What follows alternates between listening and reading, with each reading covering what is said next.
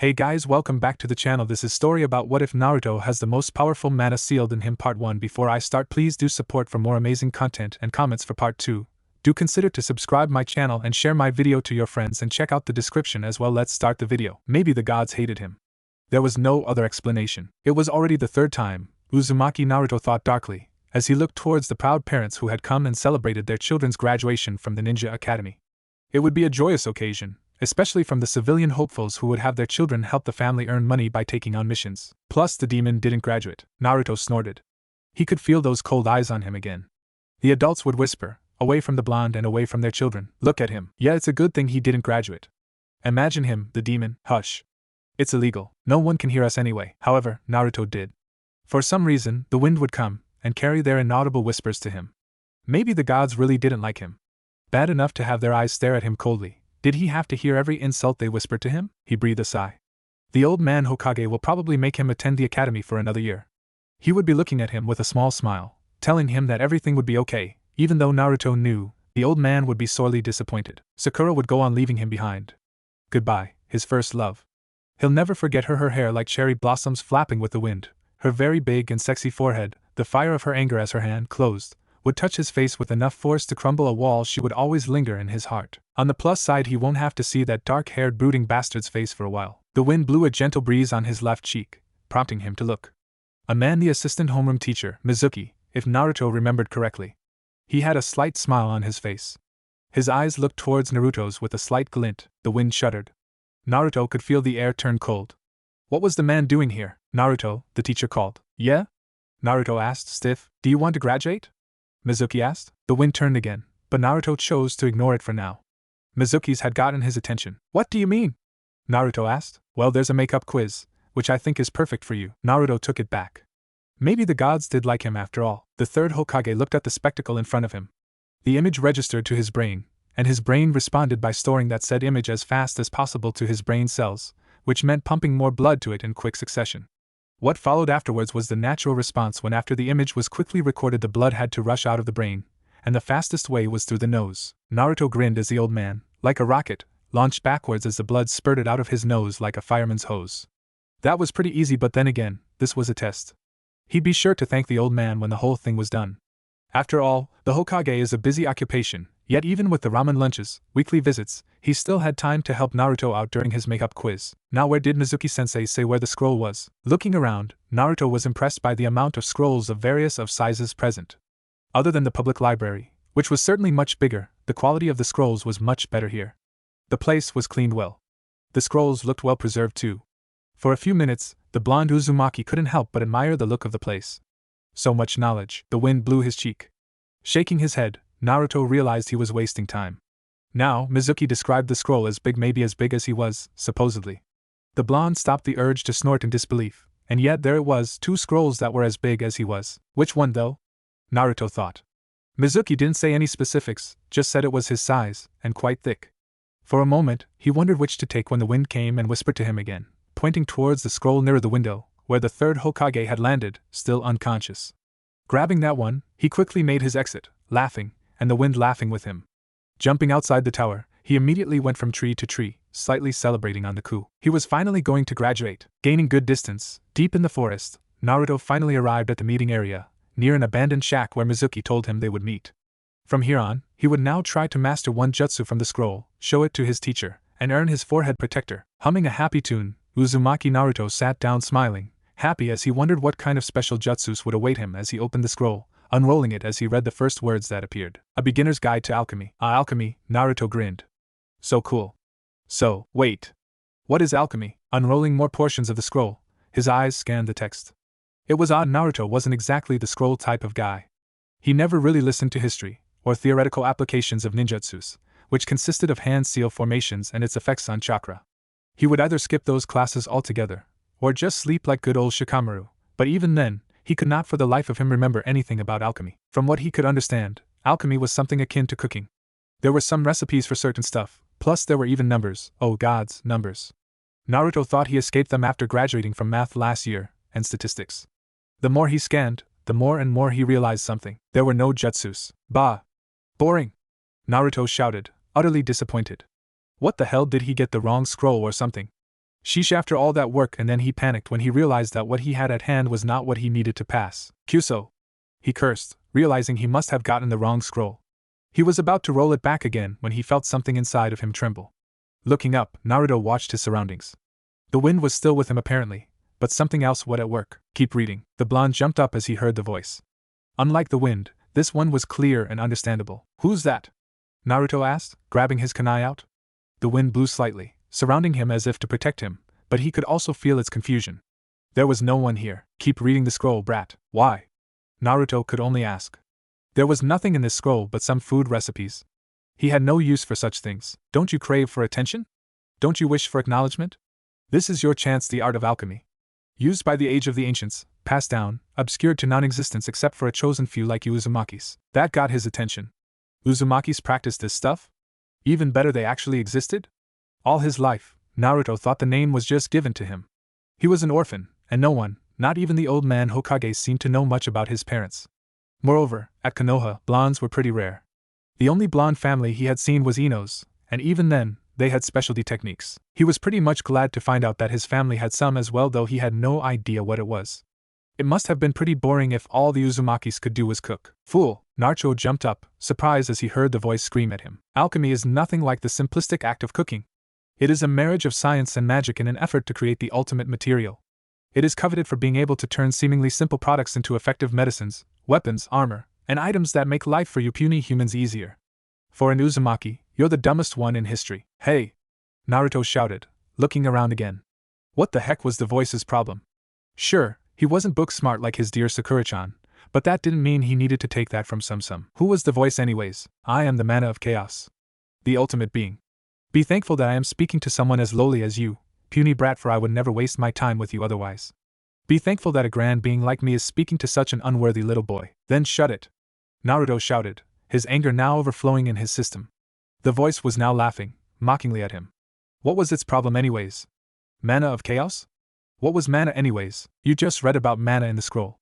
Idiot! The voice chuckled darkly as Naruto shook with anger again. Okay, so maybe he didn't recall as he just skipped most of the texts that weren't seal sequences to do certain jutsus. But did the voice have to try to antagonize him in every step? Yes.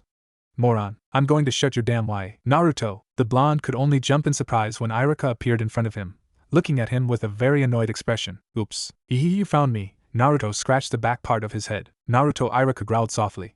Damn the boy, what was with that stupid look on his face? Didn't he realize he had just assaulted the Hokage and stole a scroll from the tower? What do you think you were doing? Well, Mizuki-sensei said I'd pass if I could learn just one technique from this scroll. Naruto laughed nervously again. But I think I kinda got the wrong one. There was nothing here except some weird-ass recipes, and, as Naruto continued to speak, Iruka's mind began to race at what the blonde had told him earlier. Was that true?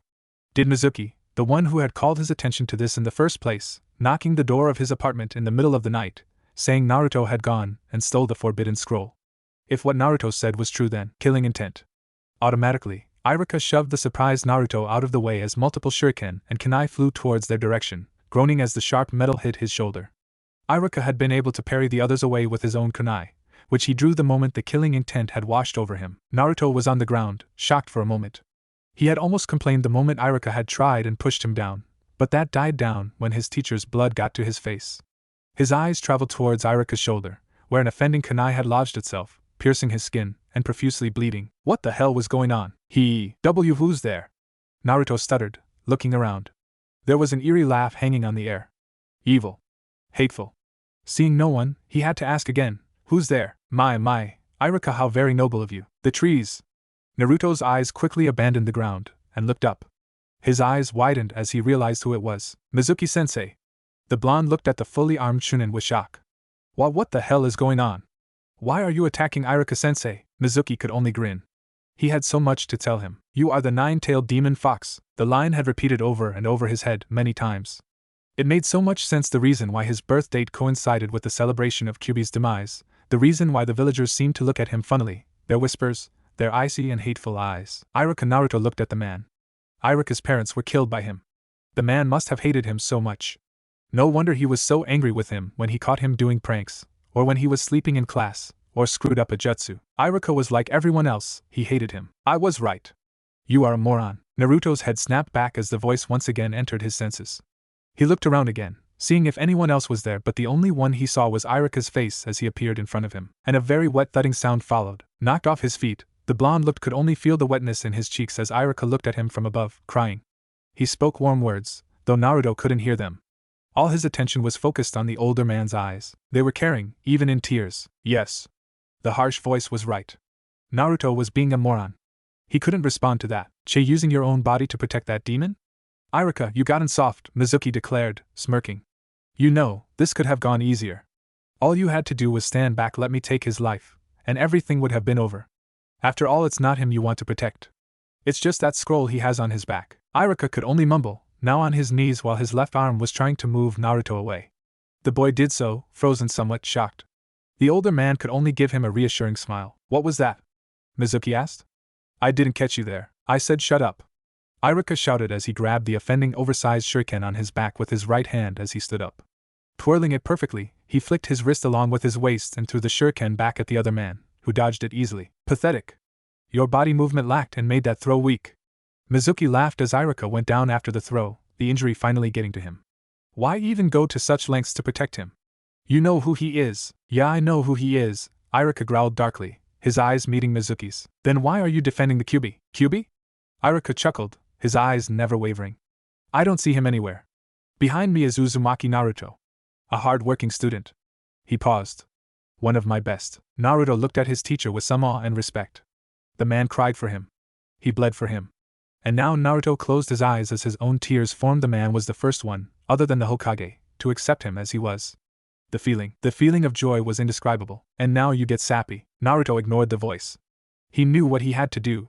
There was nothing else in his mind right now other than that thought. He had to protect Irika-sensei. How are you going to, brat? Do you think you can even beat him? A Chunin? And what are you? A boy who couldn't even do a clone technique. You will never win against him. The voice was right. He needed power. Then die first, and wait for him as you travel towards the afterlife. Mizuki declared, a second large shuriken spinning on his fingers. Naruto could only grit his teeth. He needed power. What kind of power? Any kind of power will do, he thought. As long as it was enough to protect his precious person, any power that will allow him to protect Irika would do. Then come to me, and everything faded to black. The floor was wet, Naruto noticed. The forest had faded, giving way to what looked like a subterranean walkway. It was dark, humid and yet creepy at the same time. He took a step. The sound of the water dropping from the base of his sandals back to the floor was rhythmic, impossible to happen as Naruto had experienced from walking in wet surfaces, giving the place a more unnatural feel. The air was heavy with an odd energy that radiated in front of him. He took another step. And another, which finally led him into a big room with a big giant cage. In between the cage was a small paper with a seal written on it, and beyond Naruto could only see two red eyes looking back at him. So we finally meet, the last of the Uzumaki. You, the voice. Behind the eyes, 9 lines moving at incredible speed smashed towards the walls at the side. The blonde realized who the source of the voice was. You're the 9-tailed demon fox. Kyuubi, Naruto declared. Che, I thought I have already told you. Demon. Pathetic humans labeling ignorantly. No, I am what I have told you. I am Kyuubi, the great Manna of chaos. What do you want? The blonde demanded, shivering slightly as the strange energy washed over him, more potently than before. A pact? A deal? Naruto shook his head. I refuse. You won't trick me that easily, stupid moron. So that is your conviction, brat? You ask for power, but when it finally comes to you, you refuse? Will I have to remind you again where you stand? Your teacher, it grinned evilly. Precious person is in danger. Haven't you made a vow to protect him? Or were those words empty? It laughed. So the last of the Uzumaki falls so far from the tree your mother would weep at your cowardice, Naruto growled. His fist closed, his eyes looking back at Kyuubi's hard. The monster was right. He needed power. He had specifically said it could come from anywhere as long as it was power enough to protect Irika. What do you want? The blonde asked, knowing he was finally cornered. You want me to free you? Want me to do blood sacrifices? What? Humans definitely moronic. Even after saying I'm not some lowly demon but a great Manna, you think I ask such demeaning demands? You want to know what I want from you, brat? Fine. In exchange for giving you enough power to protect your precious teacher, I want you to continue what your lineage demands you to do. A pact made between a human and Manna is only valid as long as the human is in pursuit of alchemy. You want me to be a cook? Naruto shouted, looking angry. No. I'm gonna be a ninja, fool. An alchemist is the protector of life, who swears an oath to uphold the balance of the elements. Ninja, samurai, lords, merchants, they are certainly more than cooks. Can I become a ninja and an alchemist? Naruto asked. Your mother did the same. Why would it be different from you, brat? Maybe it was the talk about his mom being one that made Naruto veer a bit towards the promise. Or maybe the fact that the alchemist's life about being some sort of protector of life and something about balance of some elements that enticed the blonde to really think about it. For a moment, he forgot that he had been adamant about trusting the fox just a few moments ago. Plus, I'll teach you to make some very powerful explosives, and that sealed the deal. You're on, Kyubi grinned. And my part of the deal, I shall bestow you your first alchemic weapon. Oh, what is it? A cool sword? A kunai that never misses its target? The only response Naruto got was a rather hard hit towards his forehead, strong enough to make him fall down and scramble on the wet floor. Ow! Ow! Ow! What the hell? The blonde demanded, looking towards the offending projectile that had launched from the caged seal. It was a small box. Taking a few moments to look at it, Naruto took it and pried the box open, revealing cards. Fate cards, complex, hard to learn, and oh so perfect for the dim-witted like you. What the hell am I supposed to do with this? Naruto shouted, looking back towards the red eyes looking at him with amusement. It's an alchemic weapon. Virtually unbreakable, and do have special properties. Take the cards out. Naruto obeyed, looking somewhat confused. How the heck were these supposed to be weapons? The cards didn't even look that special, almost all of them are blank, except for 2 cards. One had a picture of himself, and the other was a picture of a fox with 9 tails. The 2 cards were beside each other. Fate cards bestow the gift of foresight. It represents the flow of fate of a certain time. As you can see, for example, my card and yours are beside each other, representing our relative closeness to each other. Take a few steps back, brat. Naruto did so, and noticed that the cards on his hands rearranged. His picture faded to blank, and reappeared a few places farther from Kyubi's. Cool, Naruto stated, looking at his cards with awe. If you find it cumbersome holding those cards in your hand, spread them in the air right in front of you. How? Kyubi growled. A giant paw suddenly emerged along with the eyes, surprising the blonde enough to take a few steps back, wondering if the paw was going to do anything. All it did was hover, cutting the air from left to right. Naruto blinked, wondering what the fox was doing. Kyubi just sighed, and cut the air again from left to right. Anytime now, moron. What do you owe? And the blonde finally got it, taking the cards on his hand, and cut through the air from left to right, spreading them. To his surprise, they floated in front of him. Awesome, use it like this to free your hand or to make using the cards easier. I will teach you how very soon. Remember though, this only works when you keep still. Move even a step away, the cards will fall limp, useless, and you'll have to collect them again. Once you need to move, grab the cards from right to left. Naruto followed, and was surprised when he realized he didn't even need to take much action in taking back the cards as they easily jumped back to his moving hand. Completing the motion, the cards grouped back together to his hand. Lastly, the cards respond to your actions like it is another part of you, as long as you hold at least one of them on your hand. You'll be practicing that as soon as you save your teacher. Naruto looked up towards the red eyes looking at him, the paw now absent in the shadows. He looked at the cards on his right hand, and breathed for a few moments, then back again towards the red eyes staring at him. Thank you, the blonde whispered slightly. Do not misinterpret, brat. I did not give you your weapon for your thanks, nor for anything else outside our little deal. I am not your friend. Kyubi's eyes narrowed and grew in size until Naruto could see its wild face, bearing down on him with an evil grin. Its teeth glinted with danger and sharpness that the blonde could only step back, trying to swallow some saliva back as he found his throat drying immediately at the sight. I am a Manna who has been trapped inside a puny human for years, tying my fate with yours. You die, I die. I will always look out for a way to get out, or at least make my stay a bit more exciting. Now leave. Save that precious friend of yours and remember our pact. Iruka growled as he tried to calculate how fast the projectile would travel, how powerful it'd be, and how he and Naruto could get away from it, but no matter how many scenarios the Chunin could think, all of them would lead to his death. His body stopped responding. He couldn't even move anymore. Even after trying to buy time by talking towards the traitor, he was losing too much blood, and he could feel the cold death slowly creeping on his body. He would give out soon. Iruka shook his head. So be it. It is the fate of every shinobi they would face someday. But if he had to go, he would at least ensure the survival of the scroll and Naruto. Then a cold voice spoke behind him. Leave Iruka-sensei alone. There was a tentative step. Iruka could hear his student suddenly walk in front of him, covering him. His eyes widened in surprise. He wanted to tell the boy to run, get away, as he was not yet ready to face Mizuki yet, but was stopped cold when he saw Naruto's right hand. There was a red eye looking at him. There was a slight stillness in the air, followed by complete shock as Iruka drew back to see the big picture. Naruto was now wearing a red tattered cape that seemed to act like it was on fire, coating the top half of his back completely before seemingly dissolved to nothingness on the bottom half. His right hand completely coated with the red cloth, with a big red eye on his backhand. It was even moving. He could only stare. Naruto looked hard at Mizuki, who seemed to watch him oddly. The blonde felt strange, as if he was filled with an odd energy, the same kind that the Kyubi produced just a few moments ago. He felt good. He felt he could kick the traitor's ass. So that's your friend, eh? Naruto blinked. hearing the voice, almost jumping. He looked at his hands. On his right arm, a red cloth covering his arm completely, and formed a glove for his hand, still holding the cards that had been given to him. However, he also noticed a big red eye looking back at him from his backhand. His left hand was also covered, though his backhand in that hand showed that there was no red eye on it. You look even uglier this close. QB?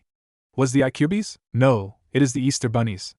Of course it's mine, what do you think? Right now, we're in a state of unity as a part deal of our pact. Alchemists are fighters too, as they should always try to get the materials they use to synthesize themselves. That means putting their life on the line against monsters, other alchemists, and even demons. A Manna, like me, will enter a pact of an alchemist for beneficial purposes. Each Manna has special properties, and each alchemist is different in their own way. Combining our powers will increase our strength proportionally, allowing us to both benefit in battle. Combined strength. Did that mean that he, Naruto Uzumaki, has gotten the power of the almighty Kyuubi? Unfortunately, almost all my powers have been sealed. Therefore, you won't have the really cool powers like making tsunamis with one wave of your hand, or destroy mountains with another. All I can do right now is just give you an extra boost of energy. Naruto groaned. Well, that was useless. Shut it, brat. Naruto's mental reply died the moment he heard Mizuki suddenly laughing. His blue eyes darted towards the traitorous Chunin. The large shuriken stopped spinning on his hand as the man laughed. Look at that! Look at that! The demon shows its true colors. Can't you see, Iruka? Can't you see? It's him. The demon! Mizuki laughed. I will become a hero to all humanity. I will show them how it is, and once more, the shuriken began to on the man's hand. How it is to kill a demon. Once. And. For. All. This man annoys me more than you do. Brat, spread your cards. Naruto complied, his right hand spreading the fate cards in front of him, and they floated in thin air. In the far left was Mizuki's picture, and on the far left was Iruka's picture. On Iruka's right card, it was Naruto's picture. Before you even threaten anyone again, die. Mizuki shouted the last part as he twisted his waist, putting his whole body on the throw. The shuriken flew fast and true towards the blonde, and the man could only laugh. Naruto's eyes narrowed. The cards changed once more as a blank card suddenly changed and a picture of a large shuriken appeared. Grab the shuriken card before it blanks out and reappear into the card beside it. Don't let that shuriken card reach yours. Naruto complied again, though it took him a while because the speed of the shuriken was rather high. The shuriken card that had appeared would quickly fade, turn blank, while the next card on its right would transform from blank to shuriken.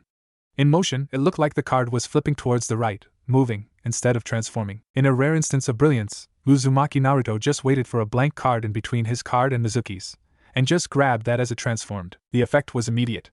When the blonde had gotten the card, the shuriken suddenly stopped moving from its position, still spinning in the air. Iruka's eyes widened in surprise, and Mizuki could only shout foul. Now you have a choice here, brat. You can keep the card for future use, erase it to cancel the attack, or my suggestion. Naruto could feel the grin forming on the fox's face. Throw the attack back at him. Naruto took the third, and Kyuubi explained quickly to him how. Placing the shuriken card back on the floating line of cards, he quickly motioned his hand holding the card and moved from right to left. The shuriken card immediately joined the line, and faded, setting a chain reaction of transforming cards, though instead of traveling towards the Naruto card, it came towards the Mizuki card. The shuriken that had stopped on its travel suddenly snapped back and went straight towards Mizuki. The man's eyes widened in utter shock and made a face that had Naruto smile. The Chunin panicked, and fell off the branch he had been standing on, luckily dodging the return projectile. He was still skilled enough to land on his feet, though now, he was completely shaken. You demon! Take this!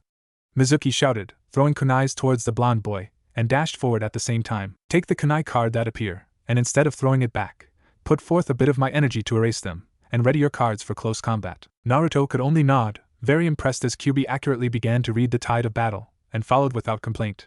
He was itching a bit to get in close and personal with Mizuki. Grabbing the kunai card, oddly, all the kunais Mizuki threw grouped to one card, he put forth some energy as Kyuubi had said, and watched as the card magically turned blank. The kunais that were thrown just stopped in midair and dropped to the ground. Naruto quickly moved his hand from right to left, gathering all the floating cards back to his palm, and threw his arm towards the charging Mizuki. The cards flew straight and through, and connected like it was a whip, almost hitting the Chunin on the head if he hadn't dodged at the last second. Damn demon! Mizuki shouted, getting more and more delirious. Your tricks won't save you, I'll. The older man couldn't even finish what he was saying, shaking like a leaf. Nice showing, brat. As a reward, let me teach you a skill you'll find more useful than that useless clone technique you couldn't do. Spread your cards quickly, before he recovers, and quickly grab the blank cards and your own card as well. Naruto did so. Concentrate more of my energy in them. Naruto complied, and was faintly surprised when all the blank cards suddenly started transforming, showing his picture on them, albeit somewhat differently. This is called Jade Shift. Spread the cards once more online, and recall them to your palm.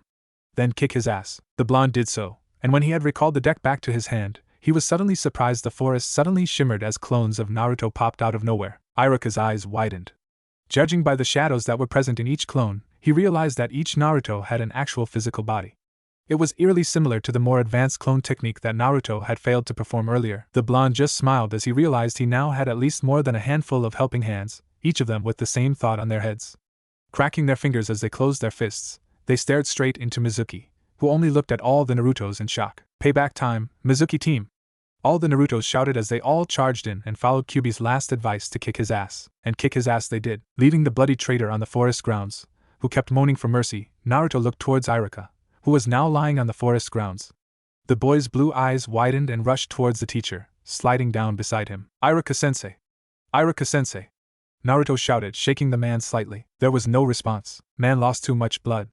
You took your time fighting him, moron. Naruto shuddered. He needed to do something. Calm down, brat. Maybe it's time for you to start out your first synthesis. Use your clones to find a spinach herb, a blue petal, and some water. Naruto looked towards his clones, and they all looked confused. What was a spinach herb? Just look around, and I'll inform you if you found it. Damn it. Sheesh. Ancients, is this our alchemist? Naruto ignored the insult as he and his clones scoured around for the said materials. One of them immediately found a bunch of blue flowers, and grabbed a petal from one of them, and the other found a small pond nearby and was able to extract some water with a water container that he had been carrying. It took a while, but one of the Narutos finally found a spinach herb, which looked like a cross between a spinach plant and a clover stem. By the time all the clones gathered towards Iruka, did Naruto realize something. He could recall everything the clones had done. He had thrown the question towards Kyuubi when the fox just bit back with a short reply. It is because they are you. Now listen carefully. Naruto put away the question for another time as there was something more at stake now. As per instructions, the blonde followed Kyuubi's direction. He had crushed the spinach herb along with the blue petal, and mixed it with the water inside the container. Putting some energy on it like the fox had said, he counted a few seconds before Kyuubi said that it was done synthesizing. Quickly pour it in his mouth, brat. Then pour some on his wounds. Naruto followed, and was surprised to see the liquid came out crystal clear with a pale shade of blue. He poured it in Iruka's mouth, slowly, and to his relief, he saw his teacher's skin turn to a much more lively color. He quickly poured more of the bluish liquid on his hand and put it on the man's shoulder and back, his happiness soaring higher when the wounds were starting to close. He was very impressed. How do you like your basic healing medicine? Still think alchemy is still about cooking? Naruto didn't reply, nor did he need to. His smile said it all. Iruka woke up, pleasantly surprised to realize he was alive as Naruto dove to him with a warm hug, while there were clones around them, smiling, giving each other high fives. In the corner, still beaten and now unconscious, was Mizuki, who would later be arrested by the ANBU and taken to interrogation. The teacher then asked the blonde boy to close his eyes as he had a surprise for him. The story always starts out the same. Uzumaki Naruto, dead last of the ninja academy in the hidden village of the Leaf and Fire country, would fail after his third attempt to graduate to Genin, wherein he would be fooled by Mizuki, the assistant teacher of Iruka, the homeroom teacher, to steal the forbidden scroll. Maybe it was fate, or maybe the gods had other plans, but for some reason, Naruto had not in fact stolen the forbidden scroll, but instead a family heirloom that had been left for him when he was to reach a certain age. He was not aware of this knowledge. In fact, knowing said knowledge was the starting point of one important factor in the future of the elemental countries: the rebirth of the lost art of alchemy, the rebirth of the alchemic arts of the Uzumakis, and lastly, the birth of the Genin Uzumaki Naruto as he begins to make his mark on the world. Naruto sneezed as the dust crept up his nostril, disturbing the already dusty surroundings. He rubbed his nose, trying to stop the irritation that was spreading inside. He could only sigh as he sat down into the chair he had just cleaned and looked around. Damn, it was dirty. The whole place had been abandoned and closed for more than 10 years already, so it came at no surprise. However, the blonde young genin and aspiring alchemist couldn't stop growling at the amount of work he had to put in, wondering why in the hell couldn't Kyuubi at least lend him a hand. He could use those clones of his, but the self-proclaimed Manna of Chaos just spoke these words. Do it yourself, you lazy moron, Naruto growled, throwing the dirty towel he had on the ground in anger. One of these days, he was going to strangle that nine-tailed bastard. In the Hokage's office, the leader of the prosperous Hidden Leaf village calmly tapped the bottom of his pipe towards the edge of his table. Calmly taking out a lit paper, he slowly began to ignite the leaves in his pipe, and took a deep breath, inhaling the smoke. He stood up, and walked towards the window, and his eyes locked into a building a bit far from the tower itself, yet almost relatively close outside the village wall. He sighed. He looked at the amount of paperwork laid on his table. He probably wouldn't be able to finish until late afternoon. Why did the fourth have to die, and leave him with all these troubles? Oh yeah, Kyuubi. There was a knock on the door, and his secretary had called in, Hokage-sama? Yes? The old man replied, slowly walking back to his desk. You have a visitor. Yumino Irika. Bring him in, please. The door slid open, revealing the scarred Chunin, who looked relatively healthy, very odd considering the man was knocking on death's door just last night if it wasn't for Naruto. The Hokage chuckled mentally. He had a feeling the young man had come to visit him because of the blonde boy. After all, even he had not planned things to go this fast. Hokage-sama. Irika greeted the old man with a bow. At ease, Irika. What is it? The Hokage asked, waving off the bow. Is it true? The younger man asked, shaking slightly. Is it true you had Naruto transferred, and the transfer was to his family's house? The Hokage nodded. I didn't even know that he had a family, Irika frowned. Or a house even, if you do, Irika. While it may have been too early, but the boy had shown promise when he was able to synthesize this. The old man took out a clear vial of bluish liquid. It was a very small amount, but Irika had recognized it from yesterday. It was the medicine Naruto had given him. So it's true? He's an actual? Irika trailed off. Yes, an alchemist. It's been a long time since Konoha had been graced by one. The Hokage looked at the vial with reminiscing eyes. Knowing that, there was no good reason to keep the boy at the dark about his legacy. I doubt the tenant inside him would even let him keep it quiet. The Kyuubi? Irika wondered. What does that nine-tailed demon bastard have to do with this? I honestly don't know all the details, Irika, the old man sighed. When we shinobi knew the tailed beast's presence, we had been calling them demons and were quite happy to call them that until we would be corrected on it. He chuckled. Funny how it takes one young woman from another village to come here and lecture the professor like me on my ignorance. It was like being a small child lectured by a teacher on how the world works. I don't get it, Irika whispered, scratching the scarred part of his nose. Heh, the old man chuckled. I don't get it completely either. Tell me, Irika, what do you know about alchemists? The school teacher looked somewhat annoyed, as if the Hokage had suddenly asked him a question that was so rare to appear in an exam, and for good reason. Most of the study involving alchemy, a very mysterious art, was basically useless to almost all shinobi and civilian work. Only those well-versed in theoretical application and serious historians have any interest in it. Well, they are a very reclusive bunch. Very rare to even hear about one because they live like nomads, and travel from place to place, earning their keep by helping people in their travels. They are very well known for being able to create anything, from simple medicines to rare items in minimal time. A very textbook answer. Did you know the one who had inputted those details was a woman named Uzumaki Kushina? The Hokage asked. Uzumaki? Yes, Naruto's mother. Officially, she's nothing more than a surviving ninja of the Whirlpool village, but those who have known her for some time, they know she was more than just a regular shinobi. The old man smiled somewhat, remembering the tomboyish young woman who had made an impact to another very important person in Naruto's life, the fourth Hokage. She was Konoha's alchemist. She was the one who had helped Tsunade make a medicine when the great epidemic occurred. Irika's eyes widened. I thought Tsunade was the one who had developed the medicine, the young man asked, startled. Kushina didn't want the credit. Only a select few knew the impact she had on the village. Because of her medicine, Konoha grew more prosperous, as we had the only cure for everyone else. Money came in droves, and along with it, political power, and the Hokage frowned. Of course, because of that medicine, some went to war for it as well. The Third Shinobi War, Irika mumbled, looking down. He looked towards the old man who had been relaxing back on his chair. Why are you telling me this, Hokage-sama? Humph, it's not a secret, the old man grunted. It's just not said. An alchemist is an additional power for a country that has one in its ranks has the potential to dictate the tides. Alchemists can make reliable medicine cheaply, as young Naruto had shown. With a very common spinach herb, a couple of flower petals and water, you can make a strong enough medicine to heal wounds instantly. I hear some medicines are able to cure fatal wounds even. Alchemists can also make weapons and armor quickly and easily. The possibilities are endless for a village blessed with an alchemist present. They knew, of course, that their talents would be used, hence why most would adopt the nomadic lifestyle. Some would settle down, living lives other than alchemists, teaching their arts to their children in secret so it would be passed down along the line. Kushina herself wasn't a known alchemist until, of course, the great epidemic happened, and now the art has finally passed down to her surviving heir, the Hokage finished. Once young Naruto finally settles down, he'll finally start to learn his family's legacy. That's why I left the scroll he had stolen yesterday to him. It's funny how he was supposed to steal the forbidden scroll filled with jutsus that would most likely fulfill Naruto's wildest dreams and instead takes his mother's scroll. He must have been at least disappointed when he found out at first. The Hokage chuckled, and Irika smiled somewhat, but still restless. The more he learned about alchemists, the more he became worried for Naruto. Will he become a political tool? The young man asked. Surely, if what the Hokage said was true, Naruto's status on the village just increased in value. It won't be long before someone in the council would start to get smart and use Naruto as a means for their own gain. As of now, no, the Hokage sighed. Naruto is still too young, and far too unskilled as an alchemist, or as a ninja. The council knows the boy knows his heritage, and they also know he's on his path to learn it. but I think this will be a good thing for now. His value as an asset has increased, Irika, as you said, and hopefully maybe the villagers will now at least tolerate him. Unlike before, Hokage-sama, Irika whispered as he saw the old man slump slightly. The Hokage never looked older. I tell you this, Irika, because I can trust you with Naruto, the old man stated, looking at the younger man with a steady eye.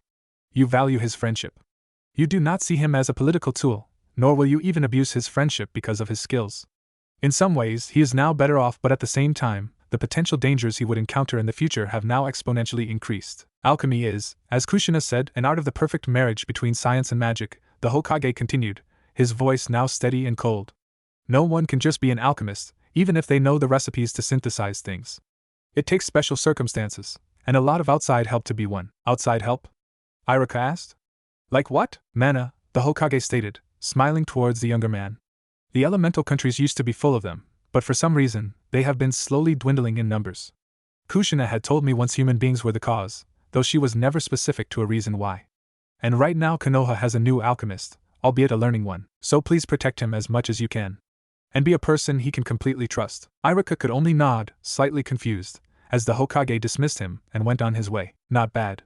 Took your time though, Naruto growled, now fully covered in dirt. He wondered why he had to transfer here anyway, the whole area was too big for him. Sure, it was furnished, filled with weird glassware, pots and some scrolls, but he was happy with his apartment room. It wasn't much, but it was his home. Haven't you heard the old geezer? This is your mother's home. This is her atelier. Atelier? It means a workshop or a studio, moron. This was your mom's workshop and luckily, it hasn't been ransacked. Vials, synthesizing pots, study notes. This room's still a mess, but at least it's complete. Now, check for electricity and water. A quick look at the break room, and the main water switch outside the house, Naruto found himself a working home. Replacing a few bulbs, his home had now have light. All he needed now was a good TV, his stuff from the old apartment, plus his toothbrush, oh, and a really good shower. Darting outside, locking the front door, Uzumaki Naruto bounded towards the rooftops, trying to get a bigger view of the new place. Right now, he needed some soap, and some very good shampoo. Feeling his frog wallet on his inner jacket pocket, he bounded, jumping from roof to roof, his eyes canning the surroundings. It was a better part of town than the old apartment complex was. He could see more specialty shops like that Yamanaka's flower shop, a blacksmith, and other shops. He was pretty thankful that Ichiraku Ramen was closer by, and had planned to take another bite of the tastiest meal on earth. But right now he'd like to be clean. Entering a drugstore that also sold toiletries, Naruto earned a few looks. He had been expecting some cold stares, but instead, he was looked at with curiosity. There was some semblance of hatred in their stares, but not as noticeable as before. Maybe it was because he was dirty, Naruto concluded. He smirked, slightly, imagining the look on the faces of those tightwads inside the drugstore, as he would grace their nice clean place with his dirty presence. Would serve them right. They had tried once to refuse his money until the old man Hokage straightened them out. They'd still look at him hatefully, but at least he could buy necessities. Without a word, he entered, grinning at the wide eyes of the manager of the store, who had gotten a good look at the blonde's state of, or lack thereof, cleanliness. It didn't help that the store had now a rather odd musty stale smell of oldness that he hoped the janitors could remove. The manager sighed. He just prayed the blonde kid would leave fast. Naruto bounded towards the soaps, shampoos, and even the towel section. He happily took his time in choosing the products, enjoying the seethed look on the prick manager's face as he began to overact the role of being a careful consumer. He weighed 2 bars of soap with a rather overly loud voice, whether he should buy Knee-Guard or Konoha Spring, whether he'd get mane and hair shampoo or the funky cool Kunchuruken shampoo, no contest, as Kunchuruken was Naruto's choice of shampoo as it gave his blonde hair that oh-so-perfect volume. While he was deliberating on his act, he hadn't noticed a certain young person going right beside him until that person grabbed a bottle of mane and hair shampoo. You're happy for a third-time failure of a shinobi. Naruto jumped away from the voice, surprised. He was about to shout bloody murder, ask why he was snuck up upon and berate the person for even insulting him when he realized who it was. Oh, it's you. Uchiha team, Naruto muttered, his eyes narrowing. Uchiha Sasuke, Rookie of the Year, and overall Naruto's least favorite person. The boy was arrogant, cold, demeaning, arrogant, cold, and demeaning. Yes. 3 traits, repeated all over again. That is how Naruto viewed the last Uchiha fault so bad, it had to said twice. Oh, and because Sakura's head over heels for this asswipe. Sure, she had bad taste, but really it's Sasuke's fault for being attractive to his crush. And get updated, I passed, the blonde finished, looking away. He felt his playful mood go away. Just being so close to him sucked the sunshine away. HN, Sasuke replied, smirking towards the blonde with his arrogant smirk. Claims the liar, says the emo bastard. Naruto began to shoo his classmate away with his hand. Go away, team, I have more important things to do. Sasuke covered his nose and mocked, yeah, like getting a decent soap. What did you do, liar? Found a home in the Inuzuka kennels now that you failed to even make a ninja. Probably better where you live, Naruto shot back. Every time you come to class, you have that too musky smell that even Kiba complains about. Is your house that stinky you have to cover yourself with perfume so you wouldn't embarrass yourself in front of the fangirl group you have? Sasuke's eyes narrowed. Oh, what's wrong? The blonde continued to instigate. Did I insult Wibble Sasuke's feelings? Are you gonna CWY? Like a little girl? Promptly, a fist came out and hit the blonde directly in the nose, causing him to backpedal, and he cradled it. His eyes darted towards Sasuke, who looked red to dish out more punishment. Naruto shouted, rubbing his nose. That stung. You bastard! There was a cough behind him. Naruto jumped up again, and looked behind him to see the stuck-up manager, looking at Naruto with a small glare. Is this brat bothering you, Uchiha-san? The man asked, looking towards Sasuke kindly. The raven-haired boy replied. Guess you need adults to cover your ass, team? Naruto asked, earning 2 glares, one from the manager and the other from Sasuke. Humph, I'm tired of this BS. I'm going. Grabbing knee-guard soap, Kunshuriken, shampoo and conditioner, and a random orange towel, Naruto left the stuck-up manager and the Uchiha bastard and went for the counter. The cashier looked at the boy with a small glare, which was promptly ignored, and the two did their business. I'm very sorry, Uchiha-san, the manager stated, bowing slightly towards Sasuke, who only stared at the blonde for a few minutes before he shrugged. He took his shampoo and paid for it after Naruto had left. Naruto growled, kicking a lone pebble unlucky enough to stand in his path. It was supposed to be a nice clean prank, just a way to show up those idiots in the drugstore, only for it to backfire because some emo bastard had gotten too close to him. It was like he had some sort of disease that affected happiness or something. Naruto never really liked Sasuke. The boy was too weird, even for the blonde's standard. He was too clean, for one, overloaded on musky perfumes, and Naruto had rarely seen him use the bathroom. Yes, it was that weird. He at least saw Kiba, Shino, Shikamaru, and Chuji at least once in the bathroom during their school days. Plus he has a really girly face. Naruto snorted, and laughed. Kyubi had a point there. Maybe that's why he had so many damn fangirls. They were too young to appreciate a manly face like his. Scruffy is a more accurate term, Naruto growled. The bastard was insulting him again. Of course I am. And would you please try to communicate to me mentally? I'm tired of hearing you refer to me in third person. Communicate mentally? Naruto wondered if he could do that. Of course you can, moron. Sheesh, next time just think the words you want to say to me, and I'm pretty sure I'll hear it. Oh fine then. Nine-tailed bastard. Nine-tailed bastard. Nine-tailed bastard. Nine-tailed bastard. Nine-tailed bastard. Nine-tailed bastard. Nine-tailed bastard. Nine-tailed bastard. Nine-tailed bastard. Nine-tailed bastard. I will enjoy eating you once I escape. Prisoner for life.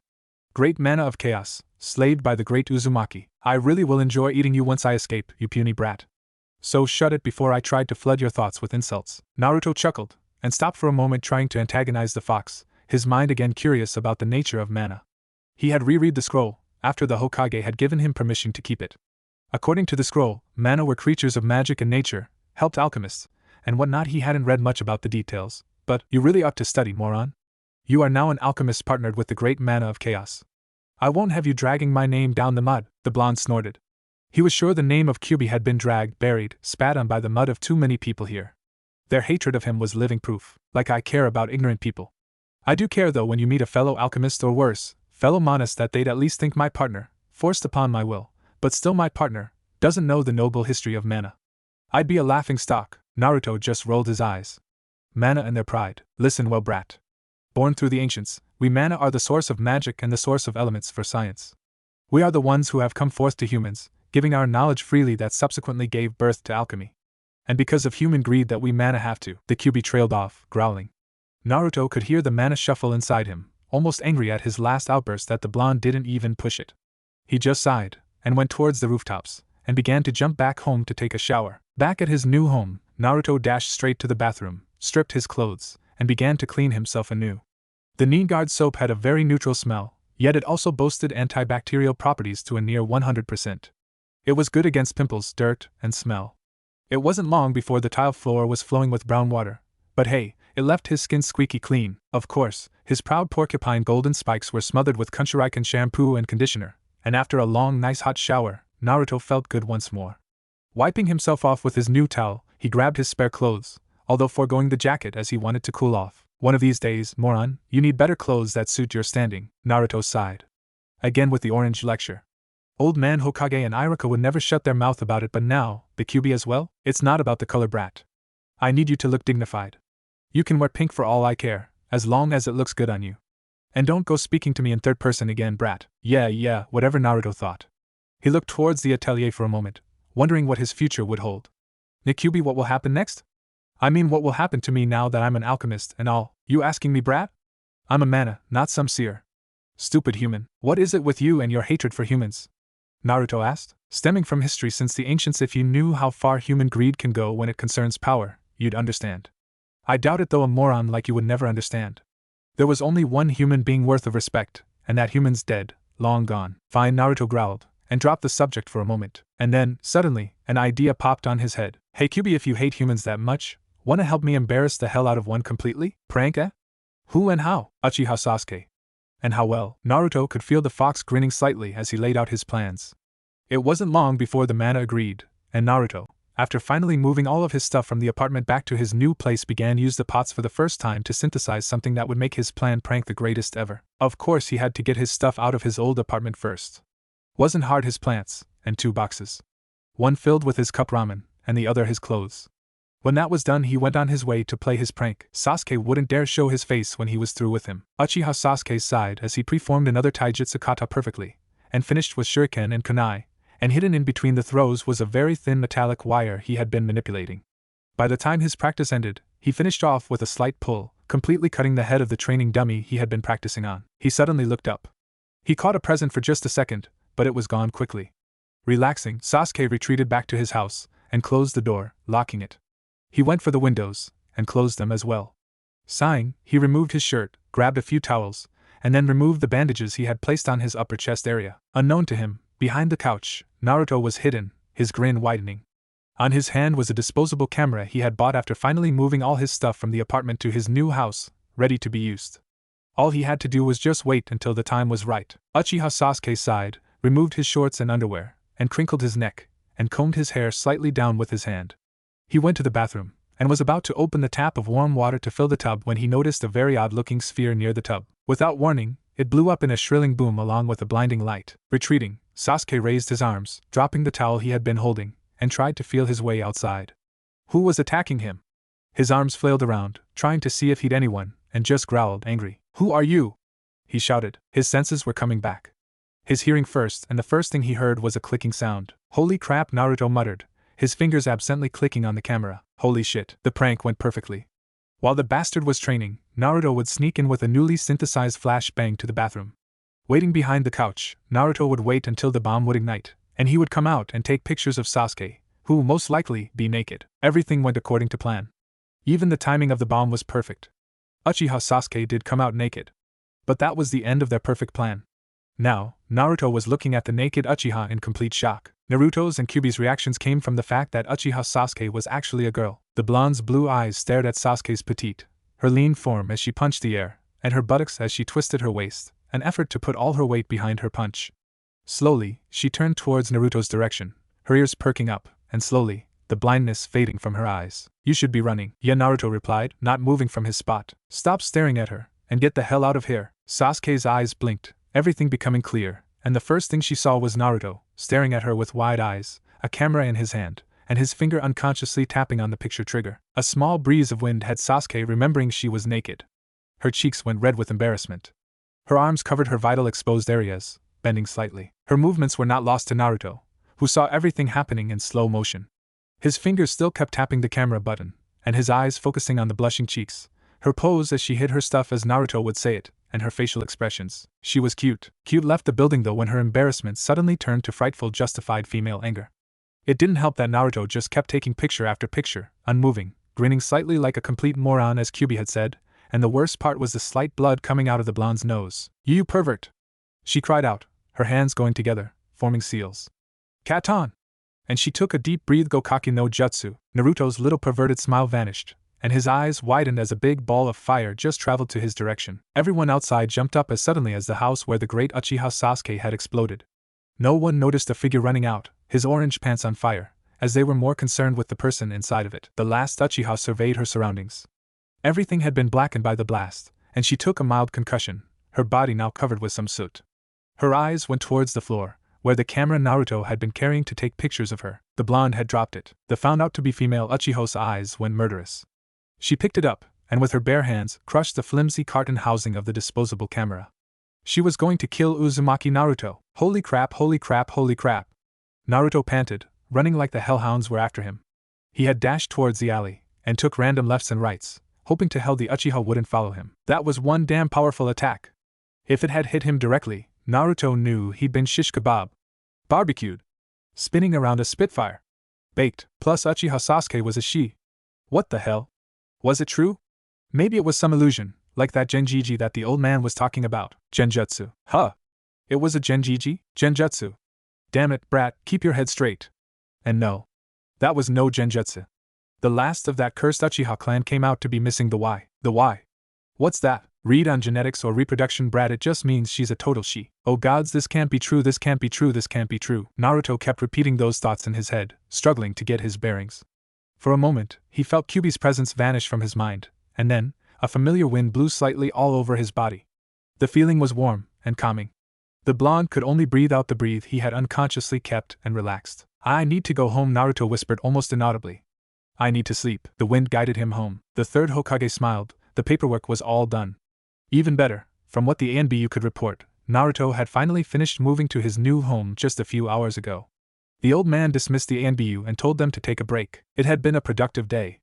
A talk with Irika in the morning, some paper stamping, some healthy break, slipping out of the office undetected for a few hours, more paper stamping, and lunch. He was even able to visit the academy, though only the young ones were left there. Konohamaru was still a headache, but at least he tried. The old man was about to take his well-deserved break. It was already very late, and he had been delayed in finishing his paperwork when the last surviving Uchiha's house apparently blew up, and her reason was she had a training accident. The third chuckled inwardly, wondering how long the young Uchiha was going to pretend to be male. Yawning, the old man was about to go home when the ANBU came in a hurry, kneeling in front of their leader. Hokage-sama, what is it? The Hokage asked, sounding somewhat annoyed. Naruto's old apartment, sir, it's on fire. Hokage's eyes widened. Who set it on fire? We don't know, Hokage-sama. Just a few paces away from the building, the young Uchiha looked at the burning apartment with a small, satisfied grin. There was no way that Naruto would have survived that. A group of exploding tag with created a very powerful explosion, and an almost unquenchable fire from within. Too bad she couldn't see Naruto's face, as she had to be very careful, and just threw the exploding tags through the open window in the kitchen. She wanted to see his shocked face as the explosion take him out, or maybe his desperate face as he would asphyxiate. She swallowed the urge to laugh like a mad woman, not by choice but because brooding Sasuke Uchiha doesn't laugh.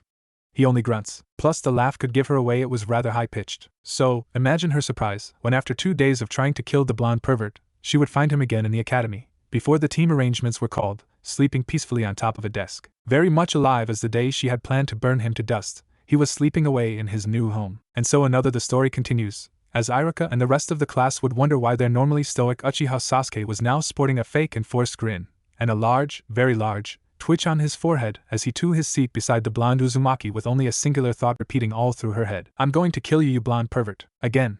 Shuffle, Naruto growled as he followed the instructions, shuffling his fate cards on his hand by pinching the top and bottom parts of his cards and releasing them, making them flutter towards his other hand. Too slow. Now throw the cards towards the tree and concentrate. The blonde boy growled, but didn't stop as he threw the all except one card towards a random 3, concentrating on keeping the deck whole before the impact. Make them spread and stick to the tree now. Naruto obliged, and focused on the cards exploding outwards as they hit the tree, and with a soft groan, he made them reform. Instead of returning as a deck, they stuck themselves towards the tree. Much better. I need you to be faster next time though. Every day. Do these exercises every day, until you can do them unconsciously. Kyuubi! Come on, you're going to kill me. Oh, I wish, brat, I frigging wish I could. Naruto sighed as he collapsed, looking at the card he had left on his hand, and at the deck that was struck in the tree in his mind. He could feel himself hugging that tree, holding it with pseudo fingers. On his thought, the cards let go of the tree, and began to reform back on his hand to a deck. Whatever had gotten Kyuubi fired on his ass, Naruto wanted to stop, at least for a moment. He already had a busy day this morning, his thoughts somewhat heavy towards the implication of the last Uchiha being female. Kyuubi never bothered him on his thoughts, only telling him it was time to train him on the use of his fate cards. Naruto couldn't concentrate until some squirt, the Hokage's grandson, came and asked him to train him to beat the old man. The blonde, thankful of a distraction, began to teach the kid the finer points of his sexy no jutsu, and was generally having fun until the closet pervert instructor of Konohamaru came in and basically told him, in his face, that he was no good. Ha showed him with my harem no jutsu. After you have rested, you will begin your attack kata once more as a cool down, go home, take a shower and synthesize more healing potions. What? Oh come on you nine-tailed bastard, if you have time to complain, you have time to synthesize. Now do it, Naruto grumbled, as he began to whip his cart around, doing the forms Kyuubi had instructed him to do. This was going to be a long night. Uchiha Sasuke, now taking character of the broody stoic bastard and male, most definitely male, mentally smiled as the memory of 2 days ago was her waking dream that morning. The image of a burning apartment washed over her again. Maybe it was her affinity to fire that made her happy, or the fact that she had fully avenged her wounded female pride of taking out a perverted boy. Naruto was totally perverted, she had seen him using that piece of garbage he called sexy no jutsu, or the fact she was able to keep other people from finding out that she was totally female. Maybe it was all three combined even, but whatever it was, it made her really, really, really happy. Then she saw him. Uzumaki Naruto. Alive, well, and sleeping in the desk of the classroom. She was taken aback, jumping back in shock, almost screaming, but stopped herself when she remembered where she was. All her classmates were looking at her oddly. Even Irika, who was surveying everyone in the classroom, looked at her with mild surprise. She just forced a smile, a large tick appearing on her forehead, and sat beside the sleeping blonde, her hand twitching to dive towards her kunai, her thoughts scrambling in her brain. What the hell is he doing here? Why is he alive? How dare he show himself around here? And the most dominant thought in the blender she had called her mind. I'm going to kill you, you blonde pervert. So much dark thoughts in her mind, she hadn't spotted 2 of her fangirls nearing Hirono Sakura, which she didn't know until later that she'd be her teammate along with a certain blonde alchemist, and Yamanaka Ino, who other than Hyuga Hinata, had the best body for a 12-year-old. Back at the Hokage Tower, Prospect Jounin senseis grouped around the Hokage's crystal ball, all looking at the children that have gathered in the classroom. Some chuckled as they watched the Yamanaka girl and the Hirono girl arguing on who would sit beside Uchiha Sasuke. Wonder how they'd react when they realized the true nature of Uchiha Sasuke? Sarutobi Asuma muttered, chewing slightly on the filter of his cigarette, smiling. Disappointed? Humph, how would you react if you found out the crush you've been lusting over was actually male? Yuhi Kurinai teased. Asuma never replied. I'm pretty sure Asuma would check if the one he had been lusting was female over a quick peek over the hot springs, Kakashi replied drawly, causing Asuma to cough, and Kurinai to turn red, in anger and embarrassment. No one present tried to inquire. So that's him? Another Jounin pointed, towards the sleeping blonde. Uzumaki Naruto, yes, the Hokage replied. Any thoughts about him? Well, his school record's a bit harsh, Kurinai stated, frowning. He's more of a physical type than a thinking one. Is he really an alchemist? Well, he doesn't look bright. That's for sure, Asuma replied, watching as the Hirono girl began to wake the blonde up. Naruto! Sakura shouted, slamming her palm towards the desk. Wake up! Groggily, the blonde genin looked up, and turned red when he saw his crush looking at him with her passionate eyes, passionate in a way. He hadn't known the fire in her passion was fueled by the desire to kick Naruto out to sit beside her crush. Yes, Sakura-chan? Naruto asked, happy. What can I do for you? Get out of the way so I can sit beside Sasuke. Sakura growled. No! I will! Ino complained. Like I'll let you, Ino pig, try and beat me, forehead girl. The argument was totally lost to Naruto. The moment Sakura stated her desire to sit beside Sasuke, his eyes turned towards his side, and realized that yes, he was sitting beside her. The girl who had thrown him a fireball, a girl who, just until 2 days ago, was a boy. The blonde's mind went to a state of disbelief. He looked beside him, and saw Sasuke looking at him with narrowed eyes, face unmoved and icy. The young Uchiha was definitely a boy, right? Looking at the raven-haired genin, Sasuke was definitely a boy. The hair's a bit long, but standing on the back end, giving him that boyish charms, even if the face was, as Kyuubi had said, girly, and the chest.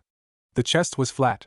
It was flat. To prove his point, Naruto's hand went towards Sasuke's chest. Back at the Hokage's office, the Jounins winced as Uchiha Sasuke suddenly lunged towards the blonde, and began to pound her right fist towards the Naruto's face multiple times, her face darkening, her killing intent leaking out that almost everyone who was inexperienced with it shuddered and stepped back. Naruto was only saved when Irika had decided to hold back Sasuke before she actually killed the blonde. Wow, I don't know whether to call him brave or stupid, Asuma whistled. I think confused would be the term, Kurinai replied.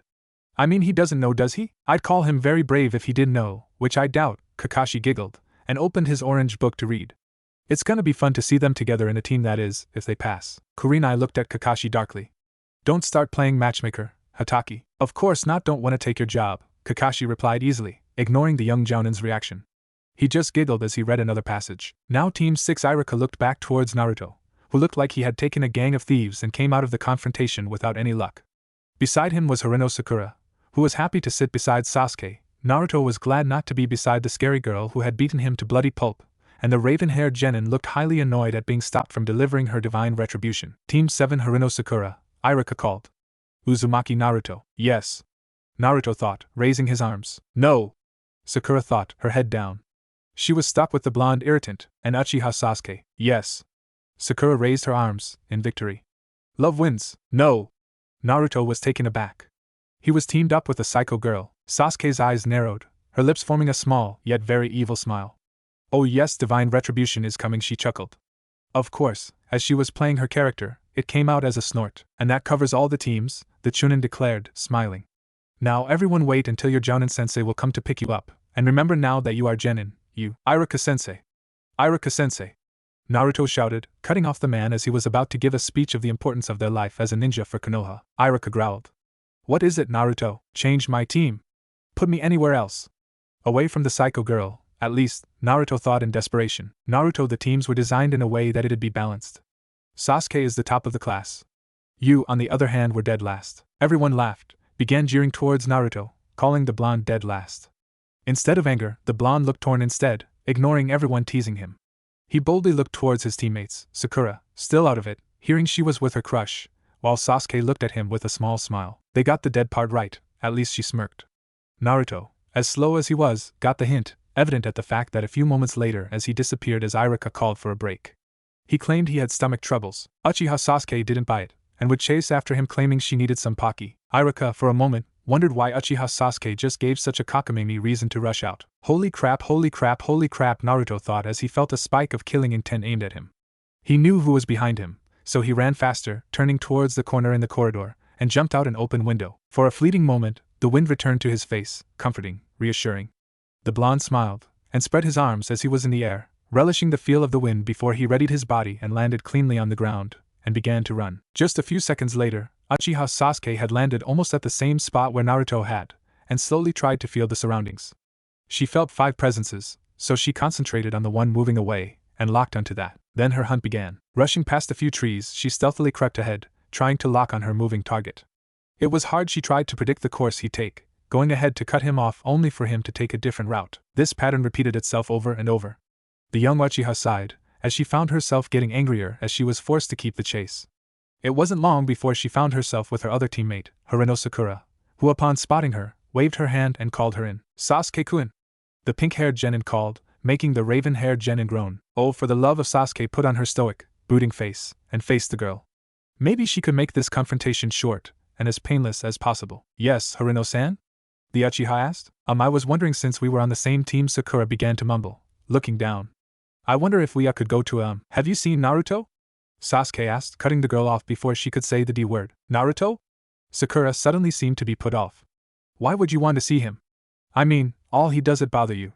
I bet it's because he doesn't have parents, she nodded, feeling somewhat proud of herself. Sasuke's face only darkened, her eyes narrowing towards the pink-haired girl, her anger rising. He acts so free, doing whatever he wants. If I did that, my parents would ground me a month. He's lucky, all alone, he's got no one to tell him what to do, or what not to do, and that's why he always makes trouble. All alone, Sasuke whispered. Huh, the feeling of a parent yelling at you is nowhere near the pain he feels.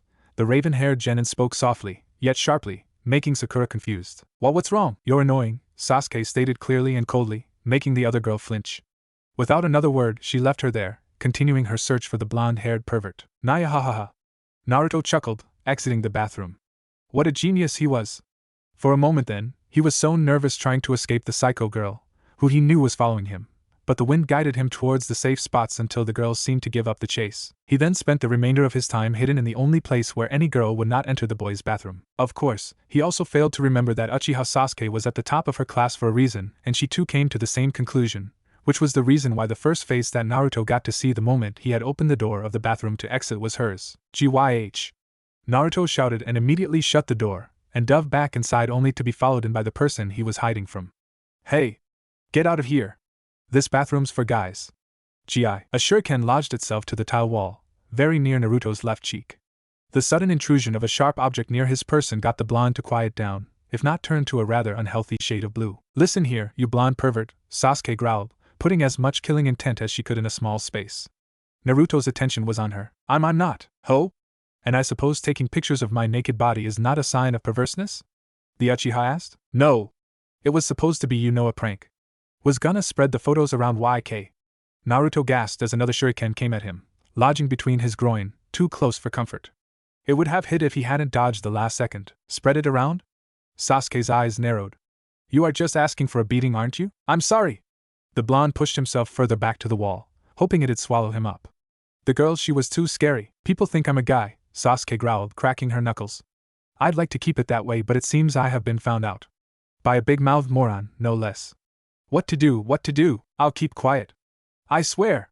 Naruto smiled, assuring, though his back was now breaking a cold sweat.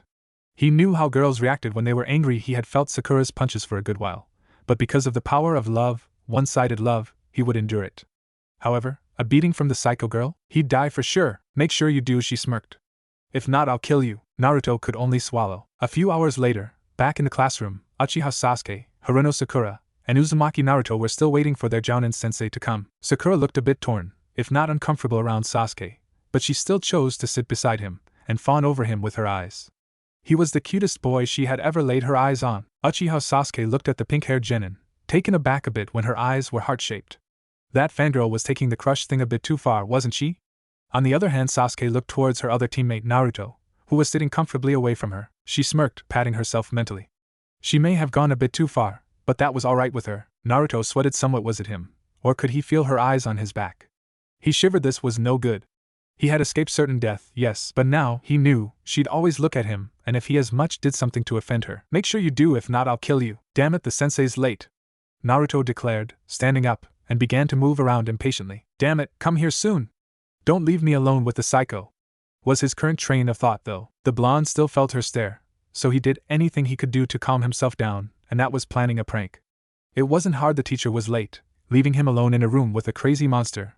For the first time in his life, he had ignored Sakura's presence, and the classroom had enough material for him to make it one of the greatest pranks ever. However, he decided to start small. Grabbing an eraser, he lodged it on top of the sliding door, lodging it between the frame and edge of the door, so whenever it would open, the eraser would fall on top of the head of the person who'd enter. Hey, what are you doing, Naruto? Sakura shouted, watching the blonde do his work. He'll deserve it for being late.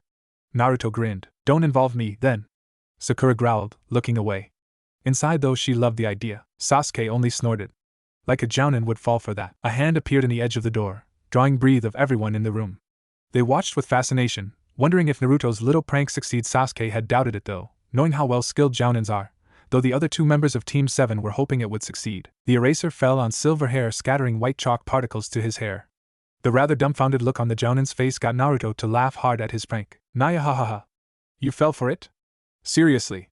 Naruto declared, holding his sides. Sorry, sensei, I tried to stop Naruto. Sakura looked apologetic, though inside, she was celebrating. Uchiha Sasuke looked put off.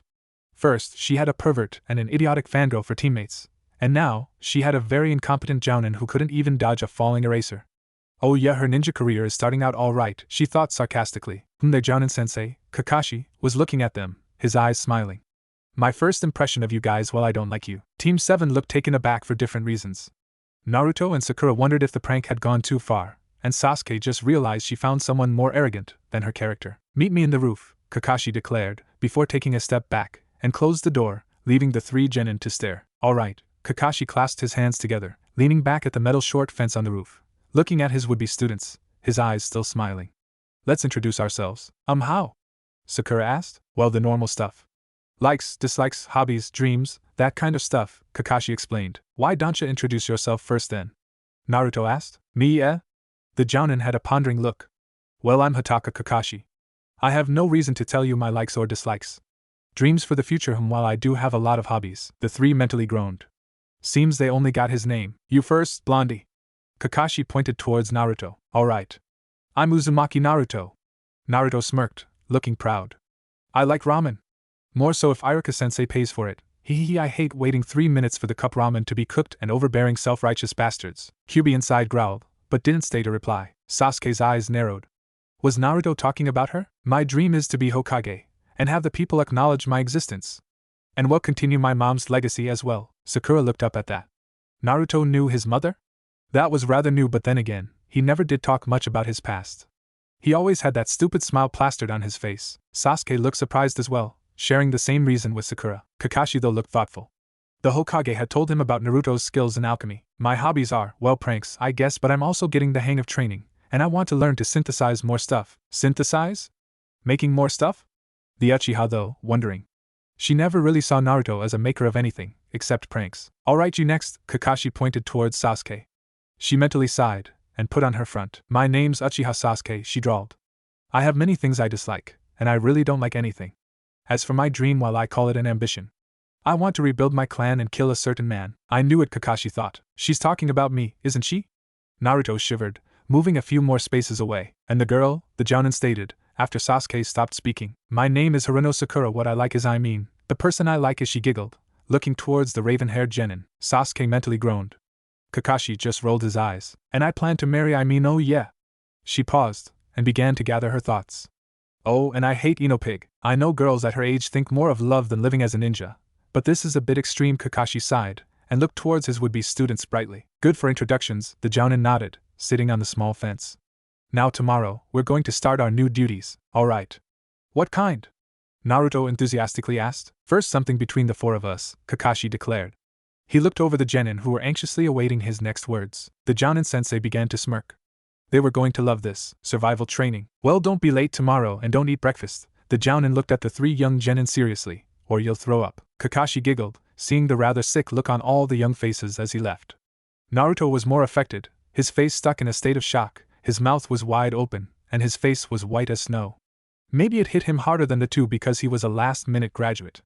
Maybe the shock of failing had hit him harder than most. Sakura was born from civilian parents, though she did have blood of shinobi in her veins, great-grandfather and grandmother, with 2 cousins, twice removed, and she was pretty smart, which would boost her confidence. Uchiha Sasuke, though, while shaken, was very confident and, if Kakashi could say, a bit too overconfident about her skills. She probably translated his threat as a challenge, and for that girl any challenge would be worth partaking as long as she could get what she needed. Naruto never noticed the 3 leaving him alone in the academy rooftops, still shocked as one surprise came one after another. His mother was a great alchemist. He had a mother. He had a great mana sealed inside him, and that mana is Kyuubi. He found out that the bastard he had been fighting for Sakura's heart was in fact a crazy psycho girl. And now he had to pass a test the Jounin just sprang with them, and if he failed he'd find himself in the academy again. Maybe the gods hate me, Naruto thought depressingly. The wind blew on his face, warm and calming. The blonde genin smiled, feeling more comforted as the breeze danced on his body. For a moment, he thought of flying to the air again, just to recall the feeling, only for the wind to die when he heard an all-too-familiar voice ringing on his head. The wind mana is calling you. Naruto blinked. Wind mana? Yes, moron. When you feel the wind coming at you, seemingly trying to talk to you, or let you experience emotions that you wouldn't have been feeling, it means a mana is trying to communicate with you. Oh, so why? Why what? Why is it talking to me? You're the only alchemist around. Of course nearby mana would want to talk to you. Why wouldn't they? A mana, most of the time, would love to team up with an alchemist because instead of trying to govern the nature of their area, which doesn't need governing anyway, they could in fact help a human with an alchemy. They'll be able to enjoy bragging rights and saying their human partner had made a great medicine, or the sharpest sword, or even turned lead to gold. Oh, Naruto pondered. Is that your goal, to Kyuubi? Have a human to be proud of? Kyuubi snorted. I already had a human that I am very proud of, and now I'm stuck with an embarrassment like you. I know you love me, Naruto grinned. Shut it, moron. The blonde made Kyuubi simmer for a bit, enjoying the small taste of victory in their last exchange, though the acknowledgement of the wind mana has started to bother him. For as long as he remembered, the wind had always been his friend, always comforting him during trying times, and would whisper escape routes either when he was escaping people chasing him after big pranks like defacing the Hokage mountain, or escaping psycho girls with killing intent. What would the wind mana want with me? Maybe make a contract with you, who knows? I already have a contract with you. Humph, sweet, but moronic. Alchemists can have an unlimited amount of manas helping them, as long as the mana who want to make a pact with them will agree. It's generally thought that alchemists can have as much as 10 manas on their call, but the more mana an alchemist has made a pact with, the harder it is to convince other manas to join. Why is that? We're selfish when it comes to alchemists. By we, I mean other mana. I'm the special one. We'd share as long as it proves beneficial, but really, how many mana does a human need anyway? Alright, Naruto sighed. What now? Do you want to have a contract with the wind mana? Sure, why not? The more the merrier, eh? Kyuubi paused for a moment, growling. Naruto wondered for a moment what was going on in the mind of the self-proclaimed mana of chaos before he heard Kyuubi speak. Go home. Let's practice your synthesis. What? Aren't we going to look for this wind mana? Go home, train on synthesis first, then I'll help you find your wind mana. I have new recipes for you to try. Naruto looked sullen, but perked up immediately when he heard he was moving to new synthesis. Making more healing potions was kinda boring after a while. Well, Naruto was happy, Kyubi had finally done it and taught him the subtle art of bomb making. Oh sure, he had made a flashbang 2 days ago, but truthfully, all it took was a simple envelope, shredded aluminum, some small explosives, basically, made from store-bought products, and BM. Flashbang. Real bombs, though, were a bit harder. Too much calculations when it comes to the ratios of ingredients, timing of cooking the mixture, and even how much energy Kyubi had to provide if anything went wrong. There would be a small explosion that would cover his blonde face with soot, or electrocute him, or the worst, freeze his face off, and then explode. There were 3 basic bombs: a fire bomb, which according to Kyubi, made a moderately sized and decently powered fireball, which was made from fire-powered rocks, some powder, Naruto used the only powder available, flour, which would enhance the effects of the rocks, and finally, a nitro cloth that would hold the 2 materials together. It was the basic recipe for bomb synthesis, according to a scroll that Kyubi had pointed out, different from the large scroll that the Hokage had given him, the one he stole. While the large scroll had the recipe, the self-proclaimed Manna of Chaos stated that if Naruto wanted to be really good at it, he had to read a scroll about it. Thankfully, it was far from boring. Scroll on Bombs by John Ern, which was a beginner's guide to bomb making, with a foreword stating that even 3-year-olds can make, and had cute pictures and simple explanation. The recipes for other elemental bombs were basically the same. For ice bombs, Naruto had to use ice glaciers. Kyubi just told him to use ice cubes to save time. Thankfully, the Manna's energy used to synthesize kept the whole thing frigid, and for thunder element bombs, they used thunder-powered rocks, and oddly, it came out looking like a rod instead of a bomb. After 5 tries, Kyubi seemed to give his approval. Good. Now, practice to make at least 10 bombs a day, along with 10 healing potions, unless you're out of the village during missions. What? Naruto mentally screamed. Shut it. I do not want my alchemist to be out of practice. Think of it as training, and if you are diligent enough, I'll let you synthesize more complex things. One day, we might even move towards armored clothing and weapons. Naruto calmed down, feeling slightly better. Settling his new products on the work table, he looked himself in the mirror and sighed as his dirty visage stared back at him. He was going to go and hit the showers, when Kyubi spoke again. Take the bombs with you and follow my instructions. Naruto was surprised. Are you going to teach me a new recipe? No, we're going to visit the Wind Manna near the area. The blonde's eyebrows went up in surprise, but didn't complain. Putting the bombs he had made in his pockets, and his jacket's inner pockets, Naruto followed Kyubi's instructions as they began to search for the Manna of the Wind. Civilians looked nervous as the blonde seemed to sneak away in the street, like a thief, one of them called. Not wanting to cause trouble, the blonde just jumped towards the rooftops, and made his way towards the Manna of the Wind, or was supposed to. Unfortunately, Kyubi got lost at least 2 times, complaining oddly about him losing the feeling where the Manna was. Naruto suspected the fox Manna was embarrassed that he was getting it wrong, and called on it after Kyubi had told him to switch directions after the 15th time. The great Manna of Chaos, Kyubi the 9-tailed fox is lost. Shut it, brat. I'm not lost, the Wind Manna is just being difficult. Likely story. If you think you can do better, go ahead. I'll laugh at your failure, you big-headed moron. Before he even knew it, Naruto felt Kyubi's presence vanish. Wow, for a moment the great Kyubi sounded like some 9-year-old girl. He fumed like one too. All it needed was the sound of the door slamming and a high-pitched "I hate you," and it would complete the image. Snickering, Naruto for a moment looked around him. He was now at the top of Hokage Mountain, on top of the forest's head. He looked down, enjoying the view of the well-lit village. The streets were almost empty, with only a few ninjas on duty, and a few ANBU patrolling present. The horizon was dark, but the night sky was well lit with stars and a quarter moon shining down on him. He felt an odd sensation, looking at the moon, which drew his eyes on it, until the wind suddenly picked up, cold, making him shudder. Sitting down, Naruto sighed, and wondered what he was going to do next. Maybe go home and finally take that shower. He could sure use a good one. With Kyubi not talking to him, he had no chance in finding out where the Wind Manna was. Oh well, maybe tomorrow. The wind blew on his face, alerting him suddenly. He could hear a voice. Female, it was calling for him. Standing up, he jumped away, following the wind. In the Hokage's office, the third Hokage had looked over all the papers he had just finished stamping, and concluded that he was at least 15% faster than yesterday. But then again, there was less paperwork to be filed today. He thought he would have been able to get some very decent sleep now, but when he felt the presence of ANBU officers coming in, he sighed, hopes dashed. Hokage-sama. One of the ANBU officers called. Yes, what is it this time? The old man asked. Uzumaki Naruto has exited the village. What? The Hokage stood up from his position. Was he attacked? No sir. Maltreated? No sir. He has no reason to leave. Then the Hokage looked thoughtful. Any assumptions on his destination? Judging from his bearings, I would assume he's going towards Corridor of the Wind. The old man blinked, and sighed as he sat back down. He was going there, eh? Take a unit of ANBU and order them to tail Uzumaki, the Hokage stated. But no contact. Tell them to only interfere when he tries to leave fire territory, or if he is serious, And I do mean serious trouble. Yes, Hokage-sama. They left without another word, leaving the Hokage to smile somewhat. Kushina had told him that the Fire Country had a very abundant collection of items that she'd use in alchemy.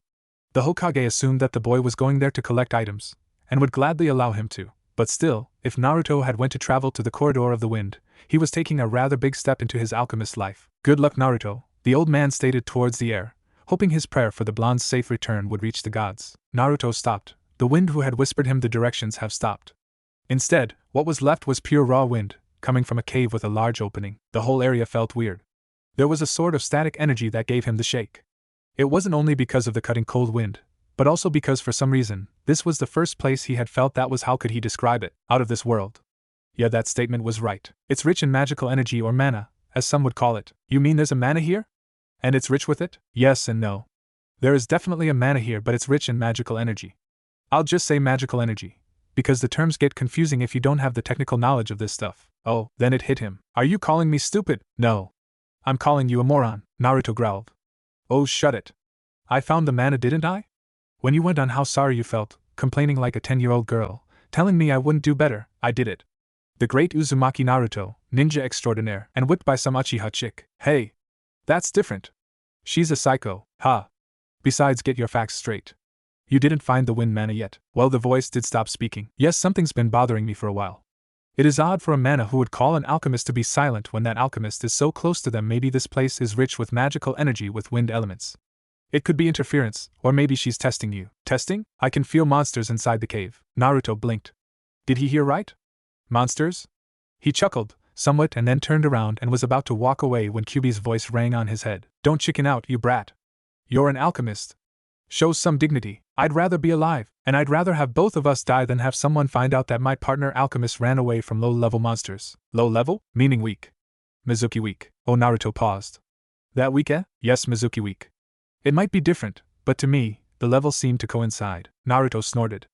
Mizuki weak, he laughed somewhat, looking back at the entrance of the cave, and forced himself in, ignoring the cutting wind pushing him away. He was going to use that term more often. Somewhere in the dark recess of Konoha's ANBU prison, the lethargic Mizuki sneezed. The place was, for the lack of better word, foreign. Outside it had looked like a simple normal cavern, never minding the fact that it was also rich in magical energies and had wind blowing off from the entrance, yet inside was very different. Crystals of greenish tint dominated the surroundings, glowing and fading in rapid intervals, like a pulse, giving the image of life in such a dead place. No vegetation was present, nor were insects one would normally associate in such deep dwellings, but Naruto, not very knowledgeable, book-smart, nor experienced, would even understand the full implication of such a place. For him, it was as normal as a walk in the park. What a deplorable place. Crystals. How boring can one mana get? Humph, what's your hiding place? Filled with rotten meat and a clogged toilet full? Don't be cheeky, moron. Foxes have no need for toilets. That's just friggin' gross. The area was too narrow. Kyuubi reminded the blonde alchemist that his style of exploding towards his enemies won't work like last time, even if they were Mizuki weak. A little finesse is all that is needed. Thankfully, your fate card deck is the perfect weapon to use in this scenario. Practice your attack forms, and when they are coming to attack, switch to defense forms. The two forms that Kyuubi had taught him 2 days ago were still burning in his mind, and his calf and arm muscles. His forms were, as Kyuubi stated, rough and much unpolished, but still a good enough start with weaker monsters and enemies. It wasn't that long until Naruto had a reason to practice them again. What in the hell? Naruto stopped a moment, looking towards the creature in front of him. It's cute. Good gods, it's like seeing that ditz Philomel again. Who? Long story, from a long-ass time ago. Anyway, that's not cute, that's. And before Naruto could react, the cute creature he had been staring at suddenly sprang to him, hitting its head, or was it body, to the blonde's gut, making him retreat in surprise. That's a puny. Water-based monster, very weak, though it attracts victims by luring them into false sense of security, and headbutt them to death. Naruto groaned. You could have warned me. If you reacted fast enough, you could have went to the basic defense form, and countered, but no, it's so cute, you said. Moron, bastard. Naruto, now more ready than earlier, readied his deck of cards, watching the monster bounce towards him. It was a simple formed life form. Imagine a spherical gel with eyes and mouth, and there you go. It was like this world's own version of slime, and like those monsters, this one was pretty weak. All it took was 5 clean hits. Naruto was on his attack form as more and more puni came in different sizes, launching an attack at him from the front. Moving roughly at his forms, but adequately enough to start his combat in motion, the fate cards lashed out of the blonde's hands like whips, hitting any monster he concentrated on. If any came close enough, his defensive form would take care of it. In that form, he would let the cards reform in a rather tight group, forming a wall of cards in the air to either block the attacks completely or soften the impact. The limited amount of cards he had only allowed him to defend one small area at a time, but considering the Puni had to launch themselves at him to attack, he could predict their movement, and move swiftly. Of course, Kyubi would help as well, his voice warning him of any changes that would occur, or if there's a particular Puni that was coming close to his defensive site, telling the boy to block, or launch a quick counter before the enemy's attack hit home. His form held on, much to Kyubi's surprise, and was delighted as Naruto kept on killing each Puni at ease. The problem was there were too many of them. So many that the normally oblivious Naruto had to take a momentary pause, and looked forward, only to see multiple blobs of Puni jumping at him in rhythm. Mizuki weak times that many is not that weak anymore. You're right, brat. If you continue fighting like this you'll just be head-butted to death. So we run now, yes? Don't be stupid. Get a fire bomb and throw it at them. Naruto followed Kyubi's orders without question, though he promised himself he'd run if the numbers proved far too great. He just graduated, damn it. No way he'd die fighting some blobs of slime. Throwing his bomb as hard as he could, he expected some sort of moderately sized explosion, some fire here and there, but what happened was something unexpected. The explosion rocked the cavern so badly that just a few seconds, Naruto had to duck the incoming flame that was being pushed away, towards his direction. The result was something rather spectacular. Naruto, on the ground, his jacket burning, and one of his golden strands of hair was aflame. He ignored it. Groaning as he stood, he looked behind him, and saw everything obliterated. The Puni were gone, leaving colored gel-like stones where they had stood. What the hell? The blonde alchemist asked, his left hand going towards his hair, pinching out the strand that was still on fire, snuffing it out. Was that supposed to be a basic flame bomb? It was more powerful than an exploding tag. Don't be silly. The bomb was basic, but considering the situation, this cavern already rich in magical energy, plus the wind spreading and fanning the flame with more power, I guess one thing built to another. You got lucky you only had 4 fire bombs left. Yeah, but I still got 5 ice and 5 lightning bombs. True, but fire is Puni's weakness.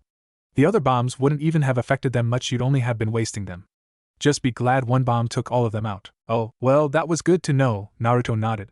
For a moment there, he thought he would have continued on and battled those slimy gits. Wait a damn minute, Naruto whispered. Who you seem to have caught on. If all it took was fire, why didn't you say so? I spent like 5 minutes twirling myself around with cards trying to hit and defend against their attacks when you could have just told me they were weak to fire, and I'd have thrown the bomb to save us from a load of trouble. I wanted to see if your form was solid enough to be used in combat. It's been only 2 days, but I'm already impressed at what you can do with your cards, but still. You need to train every day. Even when we're recruiting friends, you're at it with training. You really don't understand why I'm worried, do you? Of course I understand. Because deep down inside you care about me. Kyubi growled and went silent once more. Naruto grinned, knowing he had earned another small victory, and instead of trying to provoke the sealed mana more, he looked at the colored stones on the ground. Basic skill of alchemy, as Kyubi had once told him, was gathering materials, whether known or unknown, because any raw material could be used to synthesize something new, or make an existing item more effective or powerful. Anytime he trained, Kyubi would always tell him to gather a few materials first. That's how he was able to get enough spinach and elemental-powered stones to synthesize healing potions and bombs. Now, this new material it seemingly had the properties of the Puni, though definitely not alive, quite smaller, and much more varied in color. He took just a few, not having a bag to take all of them, but he promised himself that after the whole thing was done, he'd go back here and train against monsters and gather materials. The cave then, suddenly became boring. Nothing came after him at all, prompting Naruto to wonder if he had inadvertently killed every last Puni on the cave. Of course, he hadn't. The surviving Puni had went to hiding, and soon, legends will be told upon all Puni kind that a new Puni slayer had come to their midst. How he had an item so powerful it killed hundreds of their warriors in one fell swoop. Of course, it didn't make Naruto special. Puni were so damn puny, that anytime they meet another species, they declare a new Puni slayer. For the count, there has been, in recorded history of the Puni, 1,100,554 Puni slayers. Half of those slayers are still alive, either in person, or passed through blood by their sons or daughters. More walking, and Naruto found himself wondering how long he'd have to walk. It's been a while already, and with nothing attacking him, the whole trip suddenly turned boring. He also missed the bastard's voice, and he rarely missed him. Kyubi was a great teacher, and an even better tactical support, but anytime they tried to have small talk, they end up with an insult, and a series of one-ups following thereafter. It ends with either Kyubi going all silent, or Naruto thinking ways to kill his Manna partner. Then he heard her voice again, calling for him. And it was close too. Picking up the pace, Naruto fought on the biting wind, moving where the direction of the voice was calling.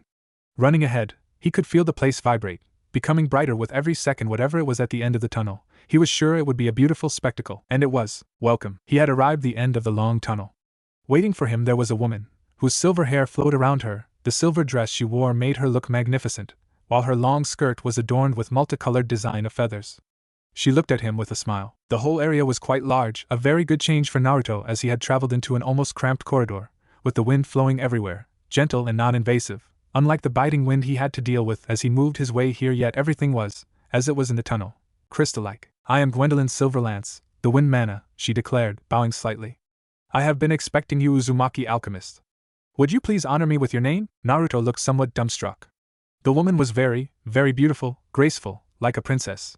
Her voice, yes, the voice was definitely the one he had heard mixed with the wind, calling him here. Even her speech pattern was very formal. He couldn't help but be awestruck by her presence. "She's waiting. Introduce yourself already, you moron," Naruto snapped back, Kyuubi's voice bringing him out of his blank state. He took a small bow, nervous, as he had never done anything like this before, and introduced himself. I'm Uzumaki Naruto." The blonde's brain began to scramble for more words. "It's an honor to meet you." The unsureness of the last bit of introduction got the Wind Manna to giggle. "Please speak normally," she stated. "I have known you your whole life, though it is the first time we meet, and I would like for both of us to get into the same page here.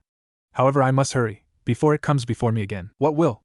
Naruto asked, noticing her face going from serene to hurried. "A terrible curse I burden what every mana now burdens," she spoke softly. "Time has changed for us, mana we dwindle in numbers, the balance of things tipping away.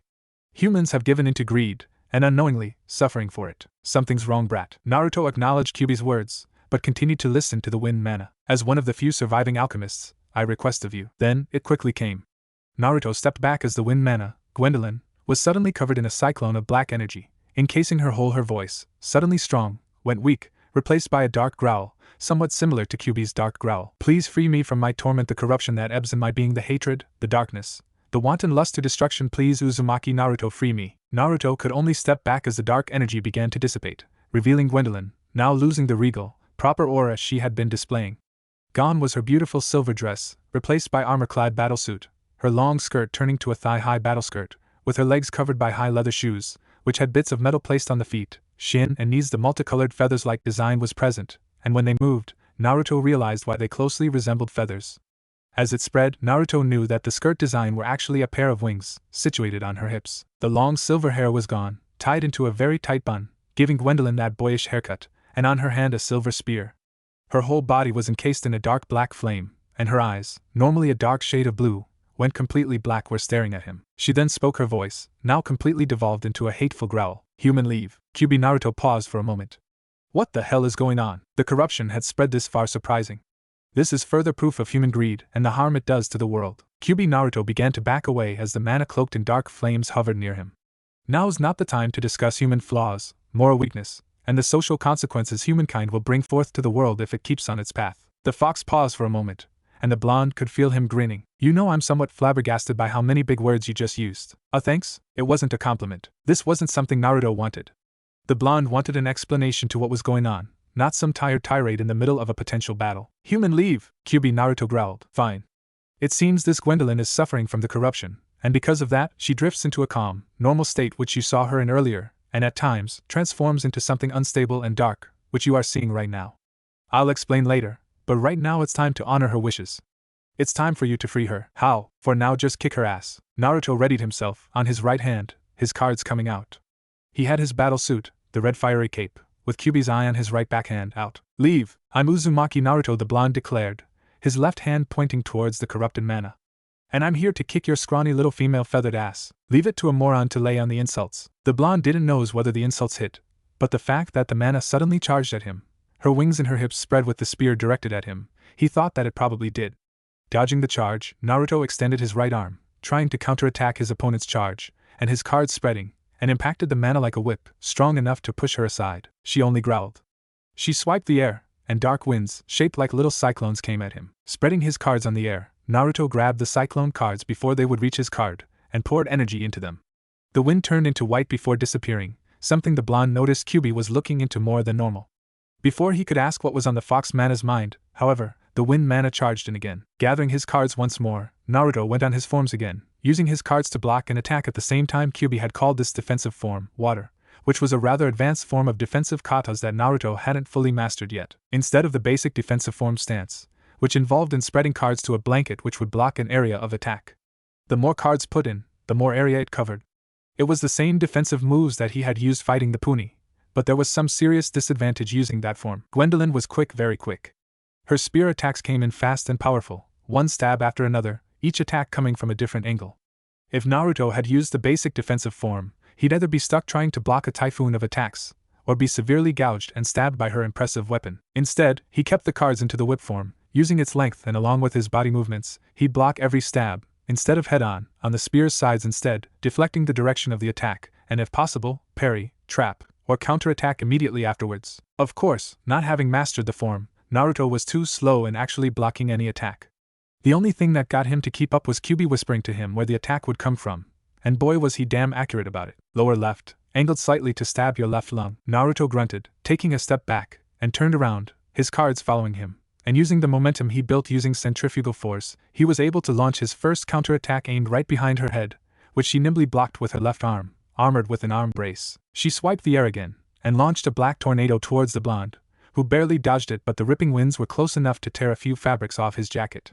If he was hit by one of those directly, he could die. Damn it, I need more help. Taking a few steps back, Naruto spread his cards in the air, and grabbed his card, and the other blank cards present, and used Jade Shift, transforming those blank cards to copies of his own cards, placed them back in the row, and recalled the cards to his hand. The air shifted, and suddenly, multiple copies of Naruto were present, surrounding Gwendolyn. Attack!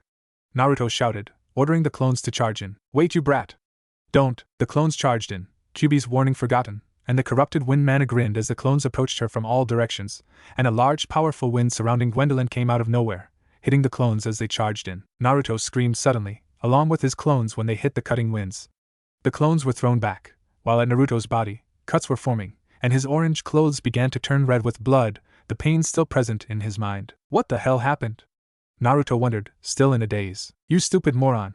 Who the hell charges towards a dangerous enemy like that? With clones, no less. I don't understand. Naruto shook his head. His vision cleared somewhat, and he now spotted Gwendolyn charging over a clone of his, which dodged the attack. Haven't you realized it? The moment you knew your clone's memories during the search for materials to make a healing potion when your teacher needed it, I would have thought you knew your clones are linked with you, directly. What they see, you can see. What they feel, you'll feel. Naruto moaned as he grabbed his chest with his left hand, feeling the blood flow freely. Automatically, he grabbed a healing potion from his pockets, and drank it. His wounds closed up, and he felt better. Hey stupid fox, if my clone dies, do I die? Fortunately, you may be linked to your clone, but it is not completely you. If a clone dies, you'll feel the death blow, but you won't completely die. But brat, you will wish you have died. It's that painful. Any advice then? Yes. I've been thinking for a while. Remember when you erased her wind attack coming at you earlier? Somehow, putting forth energy to the card seemed to purify the attack before erasing it, so, I thought. Naruto caught on Kyuubi's gambit quickly. Are you suggesting that we use the same technique on her? The clones were doing their damned best to try to hit the dark Gwendolyn, dodging wind attacks and spear stabs. So far, the injuries they received were relatively minor, having learned not to try and attack head-on again. Yes, let your clones do the work. Spread your cards, brat. It's time for you to become a commanding support fighter. Naruto nodded, and did as he was told. Spreading his cards, he found himself staring at a line filled with Naruto clones, a card of himself and a card of Gwendolyn, who was surrounded by a black aura. You made a mess. Clean up. Remove 20 of your clones, free up some space. We do not need manpower for this type of battle. Your enemy is a wind-type Manna, whose specialty is area attacks with winds. The more clones you have, the higher chance of getting hit, and getting you hurt. The blonde nodded, and grabbed 20 clone cards and dismissed them, turning those cards back to blank, and put them back in the line. 20 clones shimmered to nothingness, while the others continued to attack, their own cards snapping towards the enemy like a whip. However, their attacks wouldn't go through, as they would either be blocked by the spear, or redirected by black winds. Kyuubi's plan was to purify the Gwendolyn by pushing energy into her card, but since she was locked in combat, she kept moving, making her card move erratically towards the left and right in an unpredictable pattern. Naruto couldn't get a hold of her card. Die! The corrupted wind Manna sent another series of wind cyclones towards 3 clones. Naruto wanted to grab those projectiles and erase them, but they moved too fast in different directions that he couldn't keep up. Fool, move your clones instead. Take them out of the point of impact. Naruto blinked. The clones were definitely easier to procure, and they stopped moving, seemingly knowing that what the real Naruto had been planning. Quickly grabbing the 3 clones in the way of the cyclones, he then moved them towards the only place he felt safe around his own card. 3 clones disappeared, the cyclones hitting nothing but air, and went on their merry way until they hit a cavern wall, and around the real Naruto, 3 clones appeared, grinning appreciatively. There were 10 more clones fighting the Manna, but they seemed to be getting tired, dodging, blocking and attacking. Gwendolyn was too skilled to take on directly.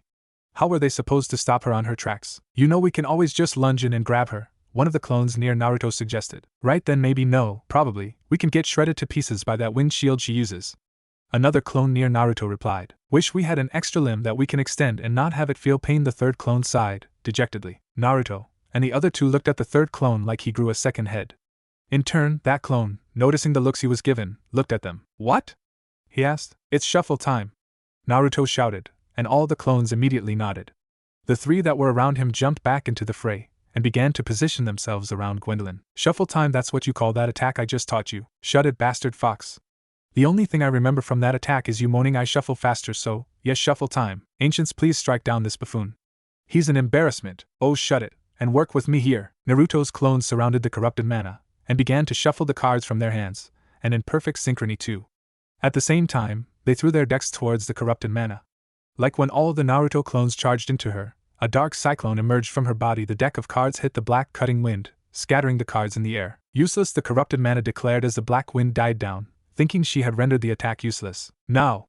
Naruto shouted, and all the clones nodded. Gwendolyn's eyes widened as the cards that had scattered on the air suddenly lunged at her, attaching themselves to her body, completely covering her person. She had tried to throw a threat, but the cards covered her mouth as well. The only thing that came out was a guttural growl. Held steadfast by the clones, the corrupted wind Manna looked steady, but by the twitching body of hers and the reaction of the clones, she was struggling to free herself. Yo, whatever you're gonna do it fast. She's kicking like a damn bronco, one of the clones declared, his teeth gritting. The real Naruto nodded, grabbed the Gwendolyn card, and began to pour his energy on it. There was a guttural scream as the card-wrapped wind Manna began to twitch harder, her dark aura flitting, moved like a flame being blown away by a strong wind. Naruto growled as he felt the card he had been holding become heavy and almost slippery, as if wanting to escape from his palm. You sure about this, you bastard? Naruto asked Kyubi. Sure, see? Her dark aura slowly disappearing. Just like the corrupted wind you had purified earlier. Wait, a damn minute. Didn't the wind die? Didn't I revert the card back to a blank state? Didn't I just, kill the wind? Are you saying we might be killing her? There was a slight pause. Oh well, now that you mention it, that sounds about right as well. Naruto's mind paused as well. Oh gods, we're killing her. We're killing her. We have to stop. Oh, pipe down. I doubt she'd even die. She's a skilled and powerful wind Manna. There's no way she'd die in the hands of a moron. And if she does, well, there are other wind Mannas around. You bastard! You Manna-killing bastard! Outside their lovely conversation, the dark aura emanating around Gwendolyn was slowly being snuffed out.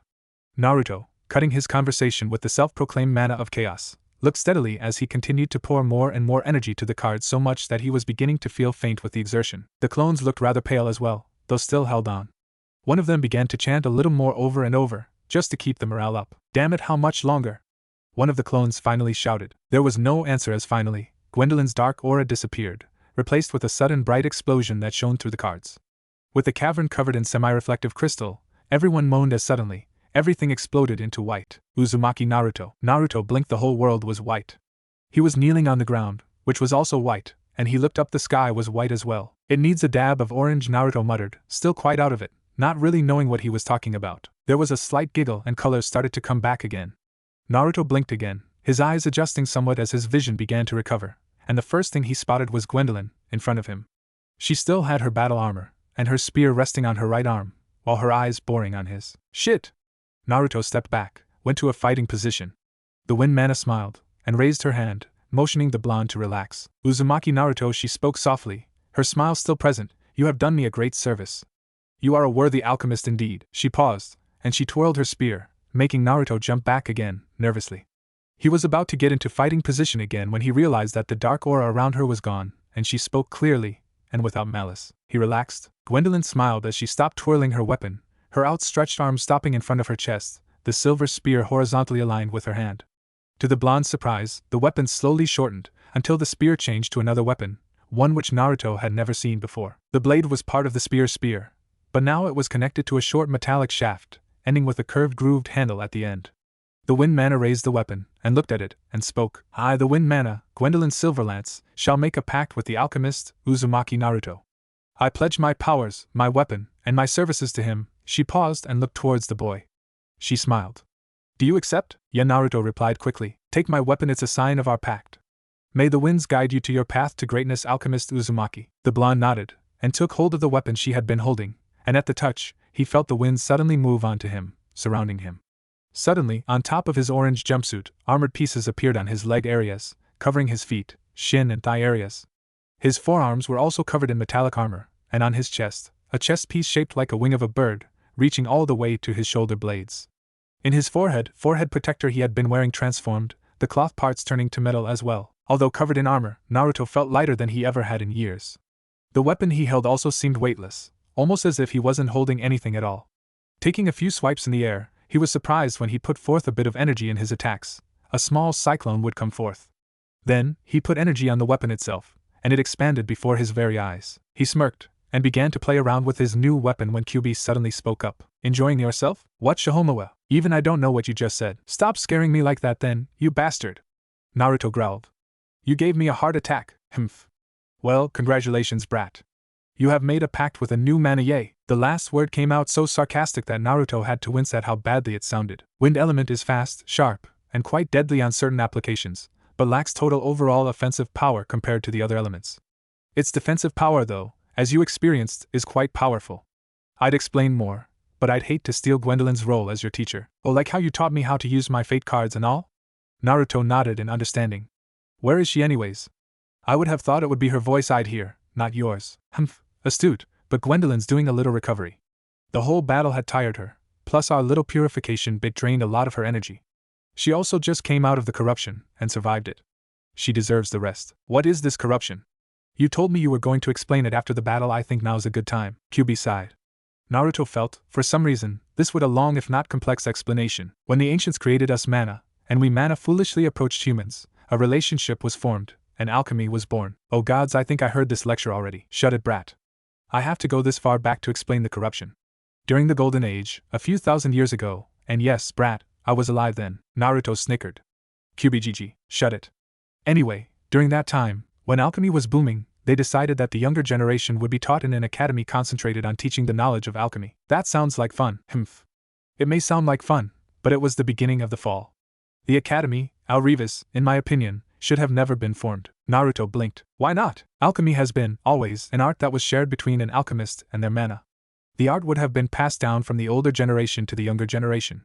The academy brought all knowledge of every alchemic processes and recipes together to be taught towards children who showed potential to be alchemists, no matter what family they'd come from. Isn't that a good thing? Humph, I guess in your view, it would be a good thing.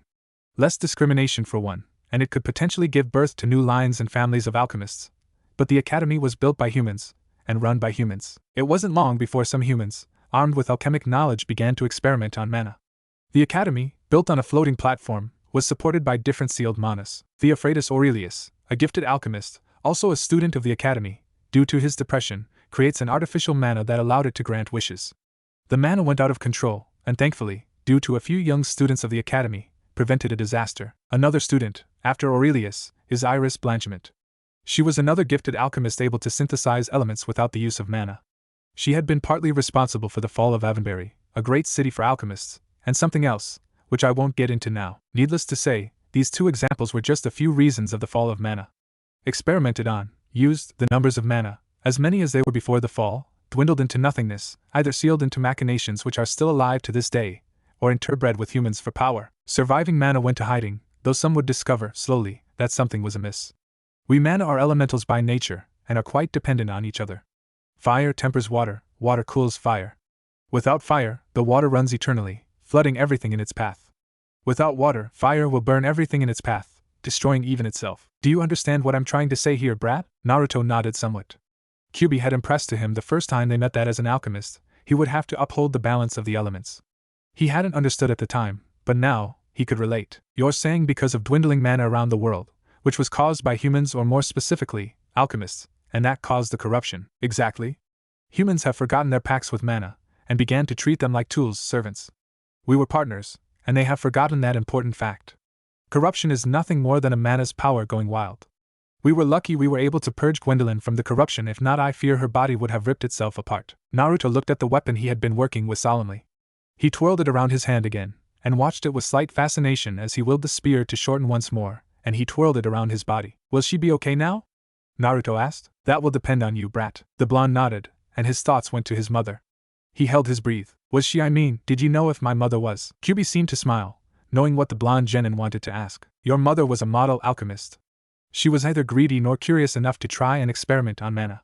She respected her partner, and treated that Manna like family. Naruto smiled, exhaling the breath he had been holding in relief. He had berated himself for even thinking badly about his mother.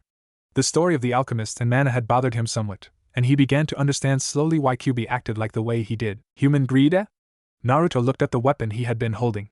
He could understand that he was, just a few weeks ago, contemplating on getting new ninjutsu after ninjutsu, having powerful weapons, and getting powerful titles, like Hokage under his belt. Sure, it was brought forth out of necessity, a want and need for attention, but still, he felt the hunger for power. Was it wrong to want more power?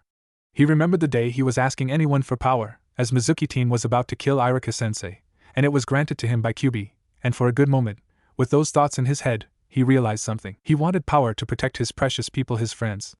Iruka, the old man Hokage, Sakura-chan, that old man Ichiraku and his daughter, Ayame. He didn't want power because he wanted power. Humph. You're still young, and more importantly you're just human. One of these days you may fall to that trap. Never, Naruto growled.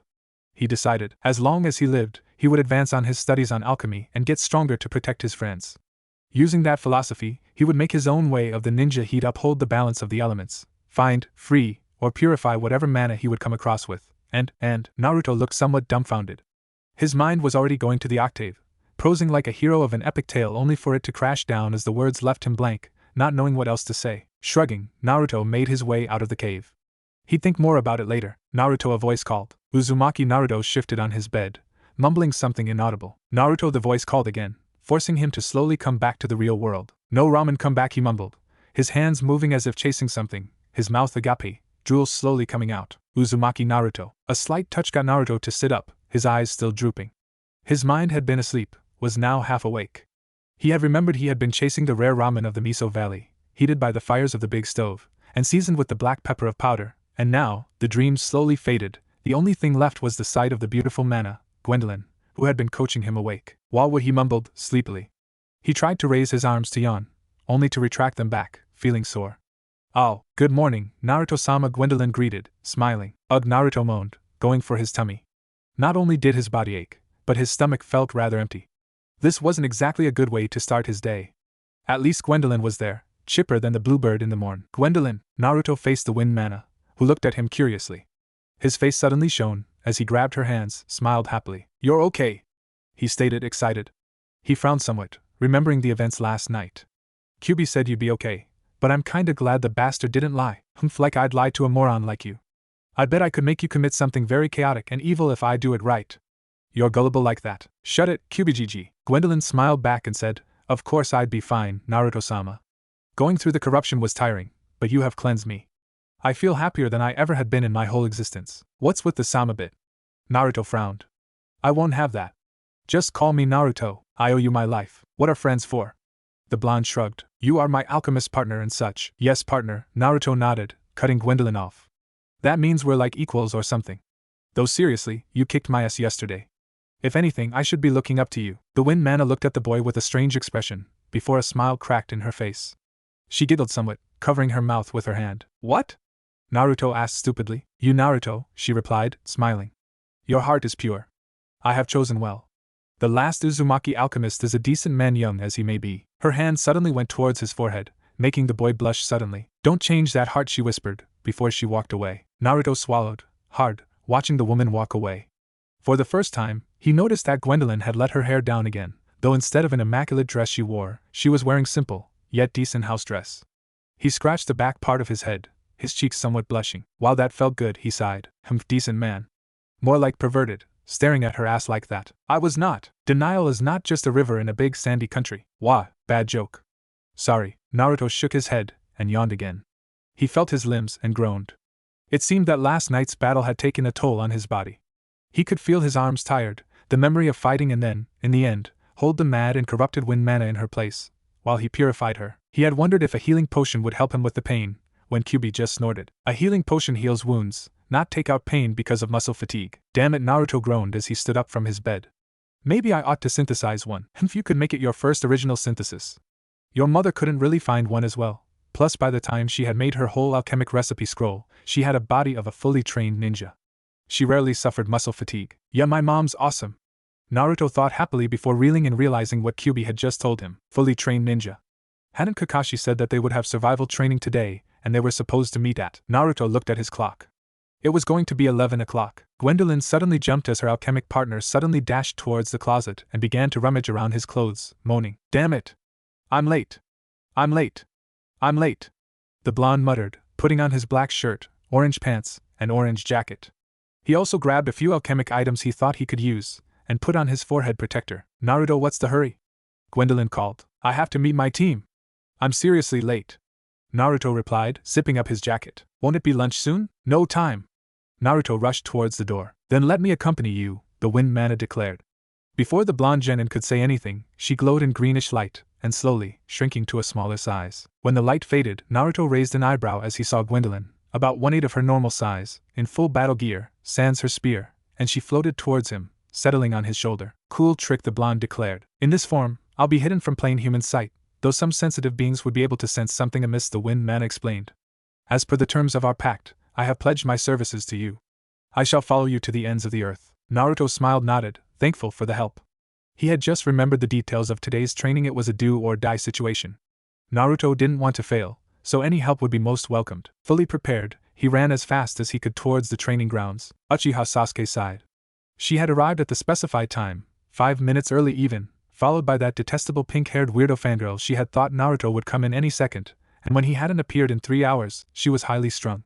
The prospect of failing because the blonde perverted moron ran was not a comforting one. For the past hour, she had drawn a doodle that somewhat resembled the blonde genin and began to stab it with her kunai, her killing intent washing around her, scaring a few birds from the tree where she sat. Haruno Sakura looked torn.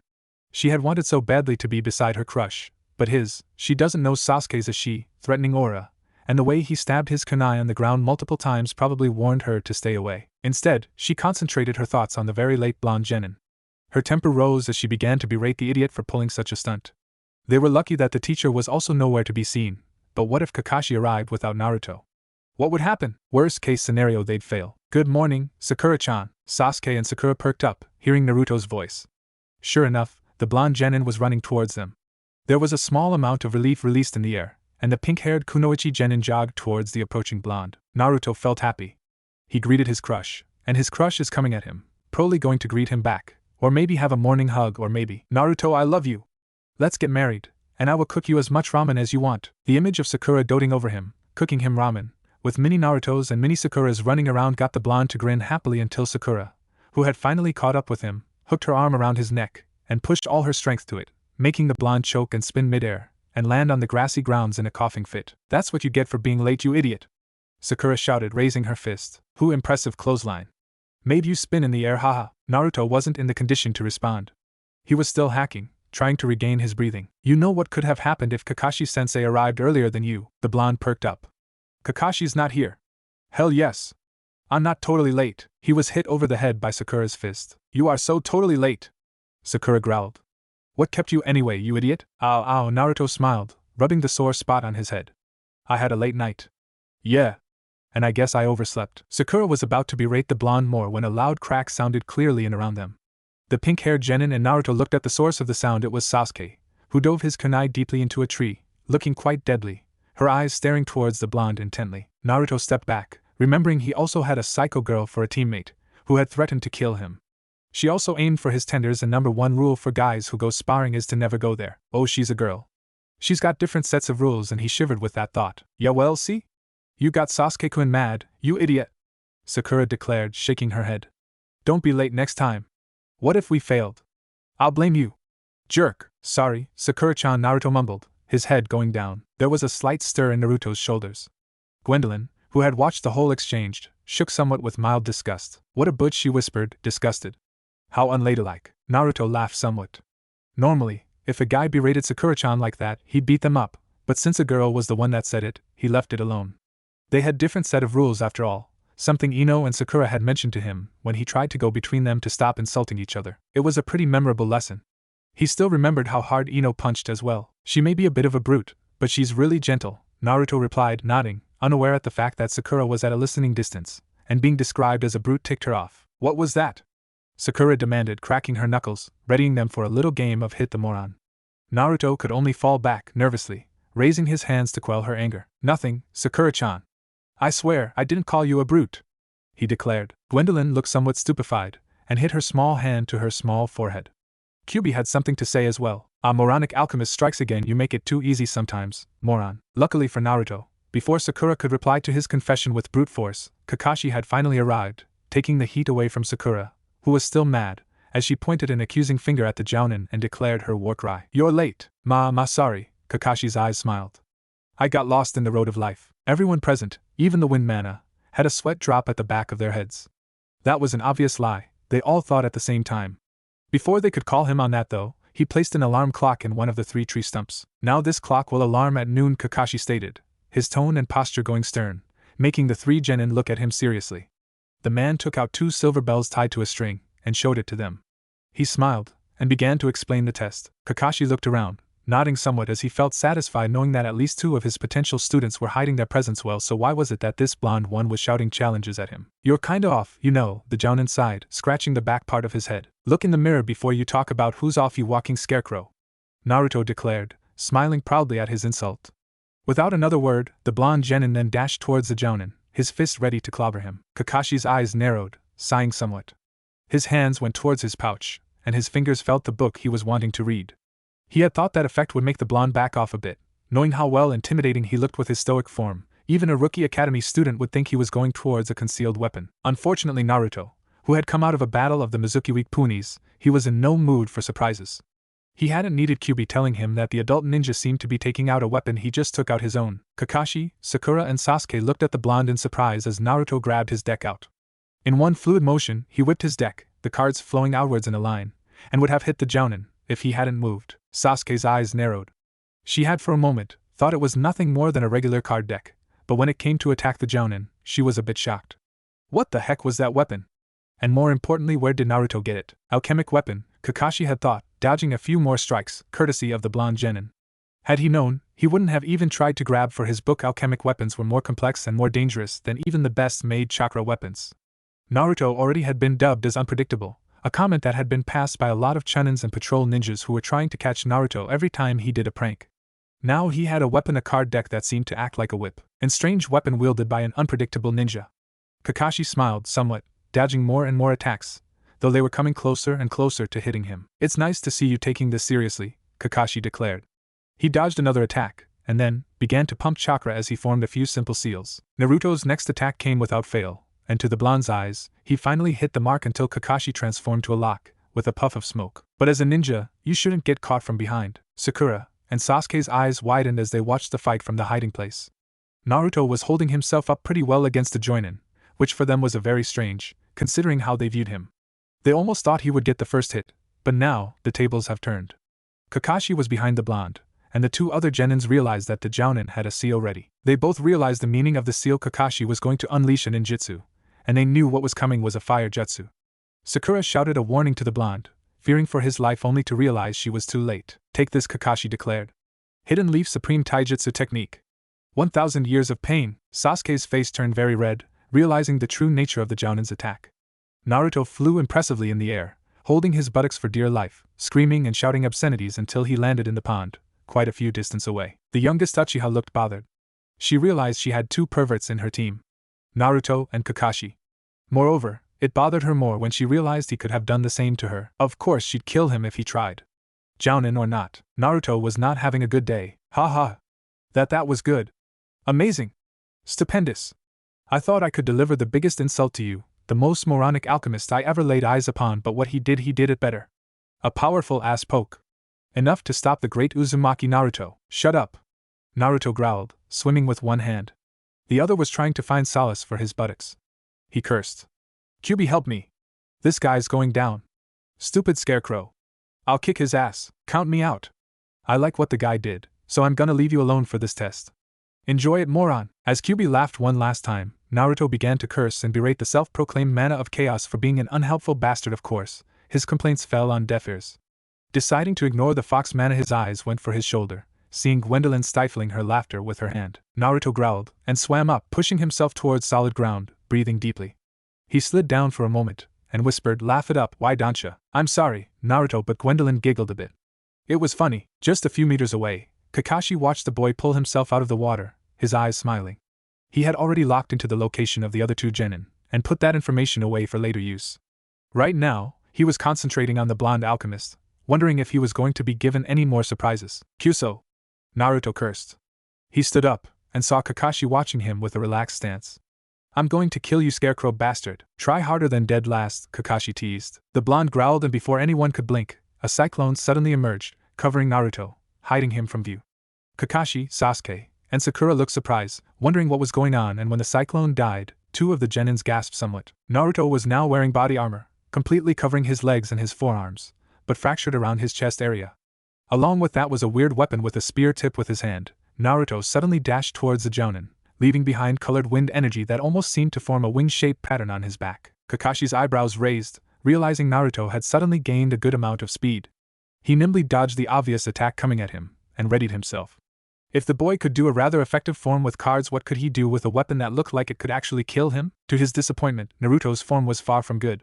His card forms, as imperfect as it was, at least covered his defensive grounds. Kakashi didn't know how one would defend using cards, but the boy's feet was at least steady with each attack. Using his new weapon, however, his footwork was gone, and his form had left him open to so many counter-attacks. If Naruto had been any slower, Kakashi would probably have tried to at least exploit those openings, but the boy quickly corrected himself in his strike, and began to slash wildly around. Kakashi just grinned, and began to dodge nimbly. No, that's not Naruto, no wait. Gwendolyn's sentences never finished as she watched Naruto just attack in a horrible form. She sighed, figuring out that training him soon with her weapon would be the first thing she'd do. Correcting him here was rather useless as he was attacking in somewhat blind rage. She just sighed. Oh, just go on. You sure you should wield a dangerous weapon? You might hurt yourself. The Jounin smiled as he dodged another strike easily. Naruto growled dangerously, and instead of slashing, he began stabbing. Kakashi settled from dodging side to side to moving slightly backwards. The Jounin even began to calculate the total length of the weapon Naruto had been using and the range of his stabs, and began to dodge each stab by a hair. Oh, that was close, Kakashi continued to tease, enjoying the reaction he was getting from the blonde. Oh, another one. And another. Why, you're getting close to stabbing me, dead last, Naruto growled, incensed as the Jounin just kept pushing it, but he tried to remain emotionless. Uzumaki Naruto, the self-claimed future Hokage, also a learning alchemist, with two mana partners, would at times display great insights. Whether Kyuubi knew or not, his advices for battle had eventually been somewhat ingrained to Naruto's own battle instincts. Coupled along with the blonde's natural adaptability and quick thinking from years of practicing pranks, he got an idea. Kakashi grinned as he kept dodging each attack by backing away a few centimeters from the blade. The next attack was, again, obvious, but to his great surprise, the weapon suddenly expanded. If he hadn't forced chakra to his legs and his hips, his head would have been shish kebabbed by the forming spear. Nice trick, Naruto, Kakashi declared as he began to move his body. It seems you're really serious. I'm starting to like you. But, hands of blinding speed suddenly caught Naruto's arm as he was about to unleash another attack. With his arms locked with Kakashi, and the man being bigger and heavier than the blonde, he was slowly being pushed back forcibly. Trying to get the Jounin to let go of him, he extended his foot to kick Kakashi, only for a rope to appear and attach itself around his extended foot, and reeled him up, hanging him upside down a tree. Naruto cursed as he found himself upside down, looking towards the Jounin, whose eyes were smiling. Surprised me there, Kakashi grinned, feeling good about his handiwork. You were fast, but your form sucked. Nice weapon. Fooled me to thinking it had a fixed range, only to extend to a spear, but you should know, a spear's specialty is mid-range to long-range attacks. Close range, you're just asking for someone to lock you in your place. Plus extending your foot like that, you just asked me to tie a rope on it and hang you like a straw doll, the Jounin finished. He's right, you know, the Wind Manna's voice came.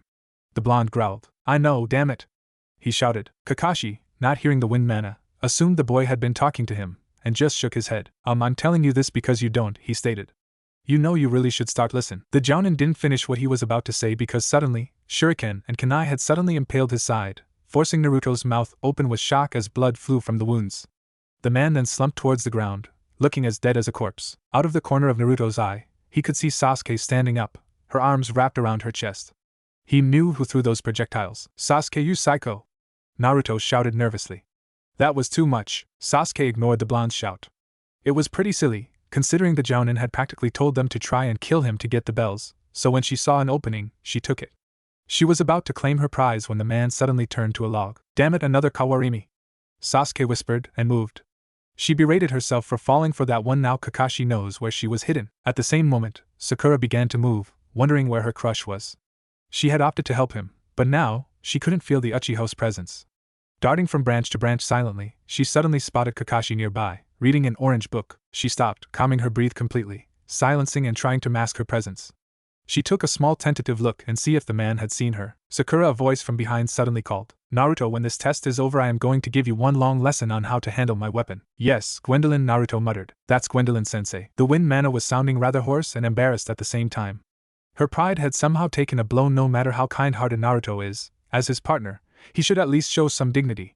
Using her weapon like that, if other Manna found out, they'd never live it down. The blonde sighed. It was one thing to get lectured by Kakashi, but now he had the kind wind Manna he had helped save last night also lecturing him. She sounded angry, very angry, but kept herself from exploding. He felt somewhat sorry he had let her down. It didn't help. Kyubi was just laughing his ass off.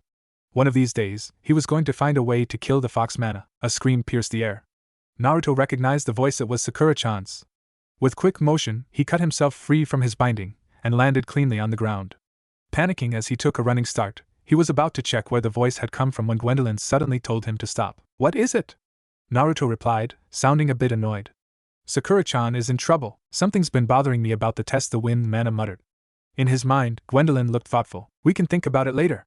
The blonde cut her off and continued his run. We'll get Sakura-chan first, then tell me what's bothering you, okay? Gwendolyn just nodded, though wanting Naruto to take some time to hear her. The Jounin had shown absolute skill compared to the three.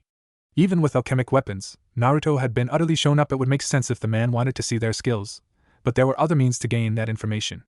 Plus, the whole bell concept bothered her. It was almost as it was designed for conflict between the children. Still, she held her thoughts. Naruto decided on a course of action, and she learned he was as hard-headed as a mad bull. A mad bull wearing orange. She giggled at the image. Naruto, shrugging when he heard her giggle, just continued on his way. He felt a sudden rush of heat emanating from his left. Curious, he took a slight detour and hid behind the leafy trees, balancing between the branches for a good while, until he got to a clearing. He spotted Sasuke's head poking out of the dirt. He snorted, covering his mouth with his hand, trying to stifle his laughter. Well, the psycho girl deserved it, and he left, and went on his merry way to find his crush, the beautiful Sakura-chan. In the clearing, Sasuke's ears perked up when she heard soft laughter emanating from the trees. She spotted orange and yellow streaking away from her, and she gritted her teeth. You dead last! She screamed, furious. The boy had just left her there. She was so going to kill him. The alarm clock rang. Nobody had gotten the bell. Sasuke and Sakura had come towards the stumps together.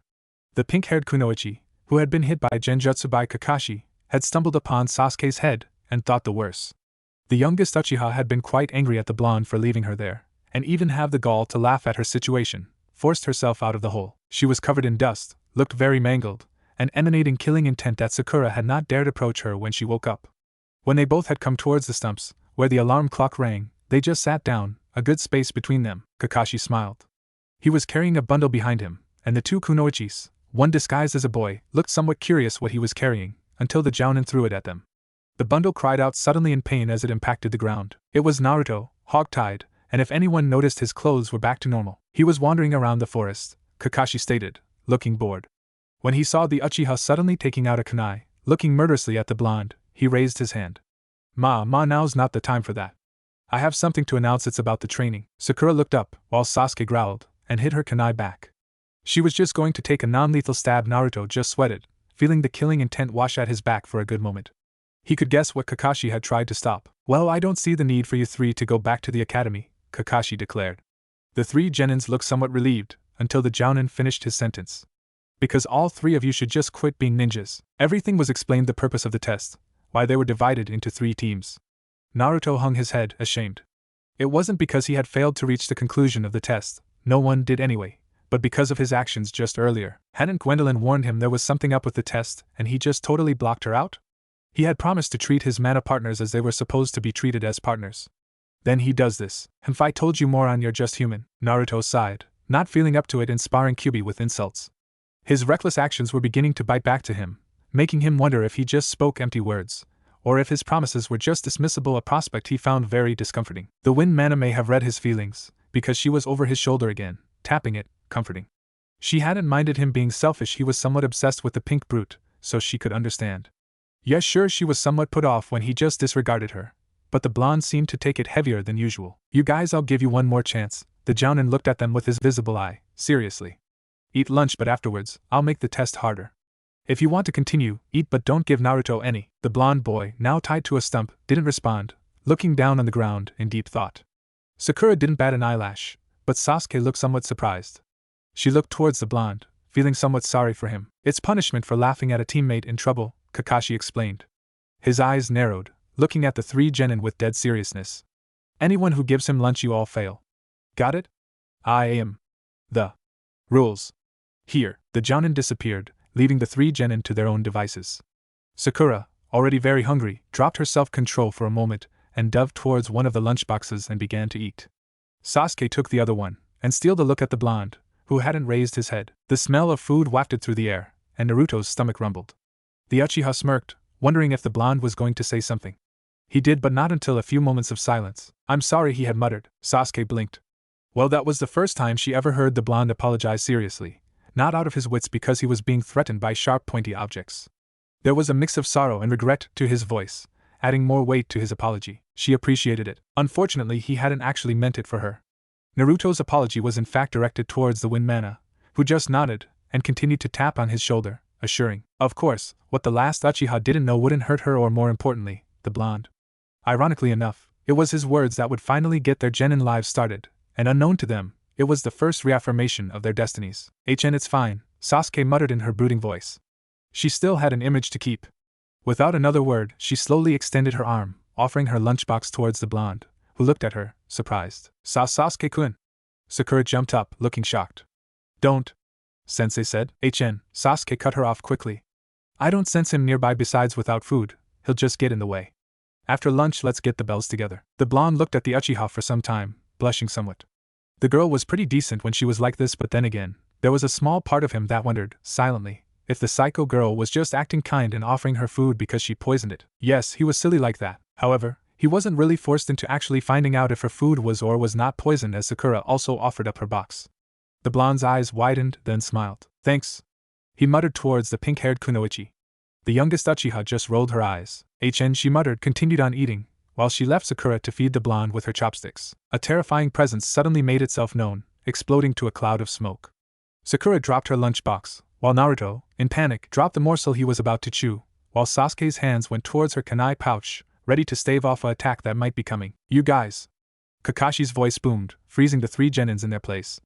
Pass. The last word came out calmly and playfully that the genin, still frozen, hadn't realized what he had said until a few moments later.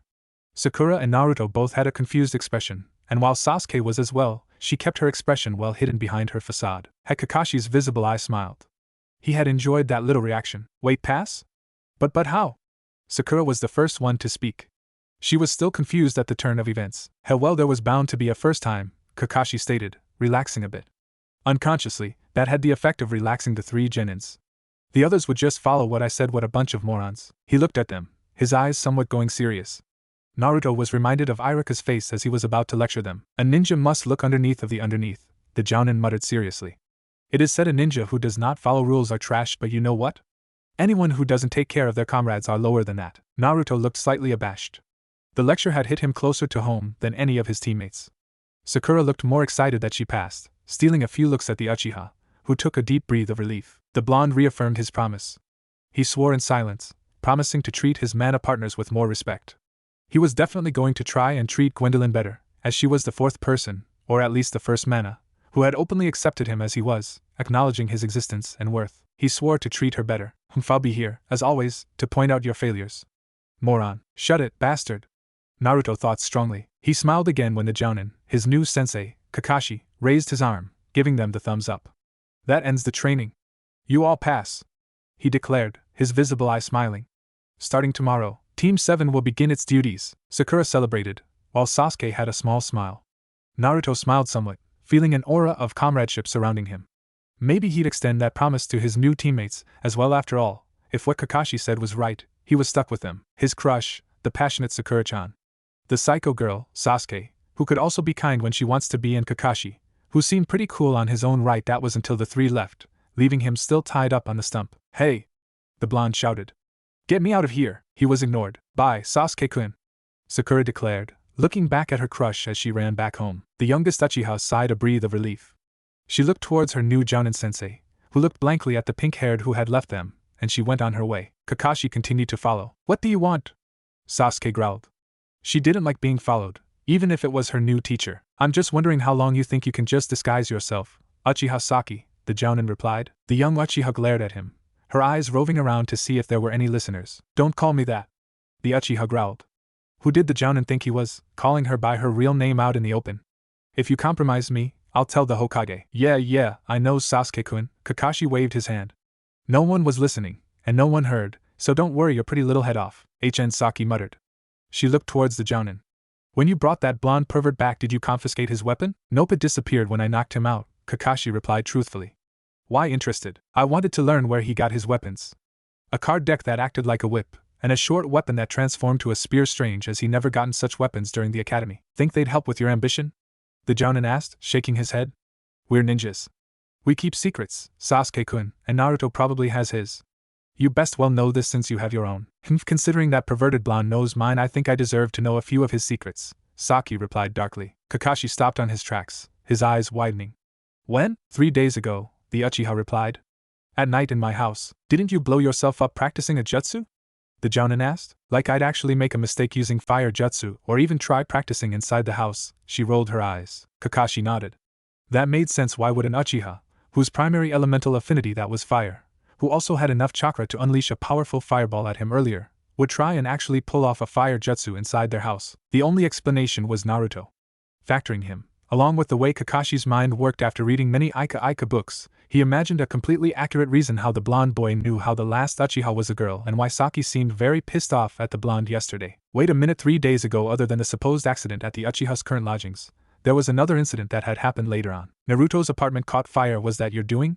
The Jounin asked. I have no idea what you're talking about, Saki declared, not looking at the Jounin in the eye. Rushing away before Kakashi could ask any more, the last Uchiha just leapt towards a nearby rooftop and bounded away.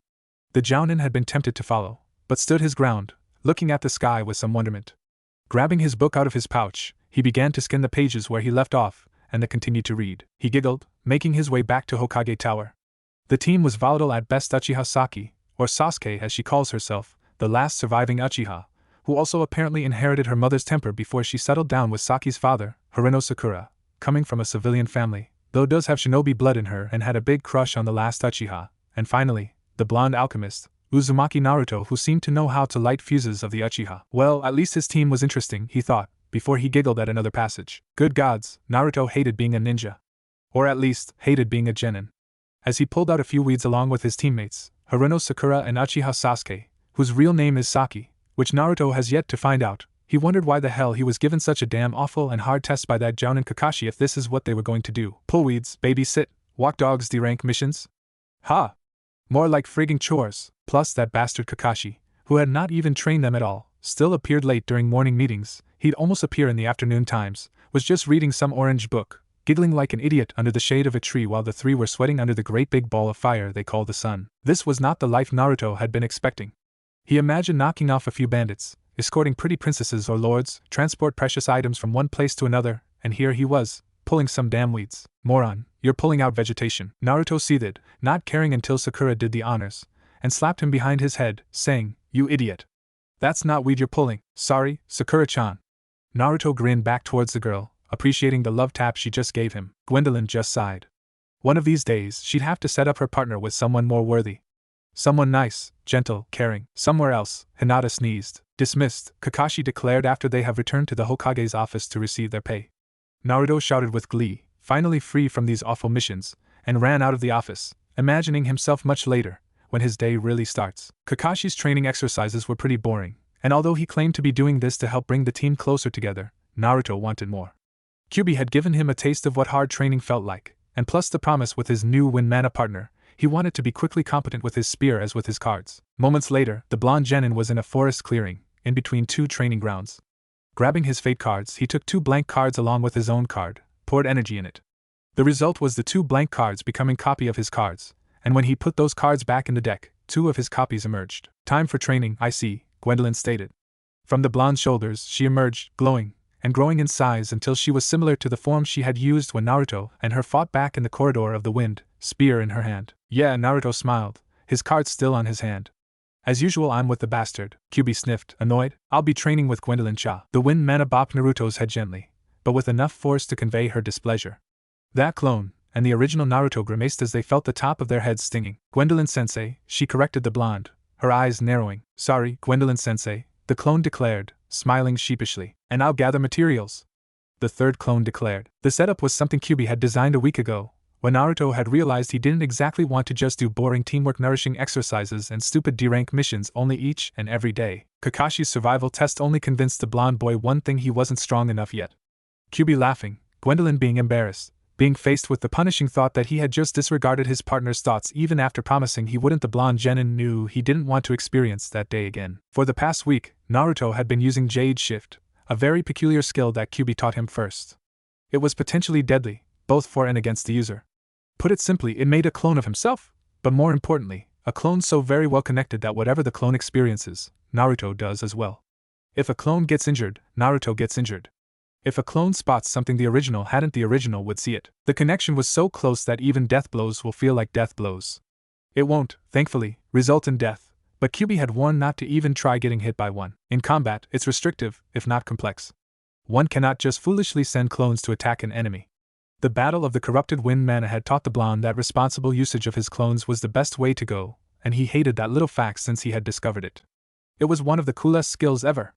It also represented his, somewhat, mastery of his weakest jutsu, the Bushin, and now, he finds out, he couldn't liberally use it. It sucked. It was unfair. Foul. Of course, that was until Kyubi said the Jade Shift skill could be used as a training tool.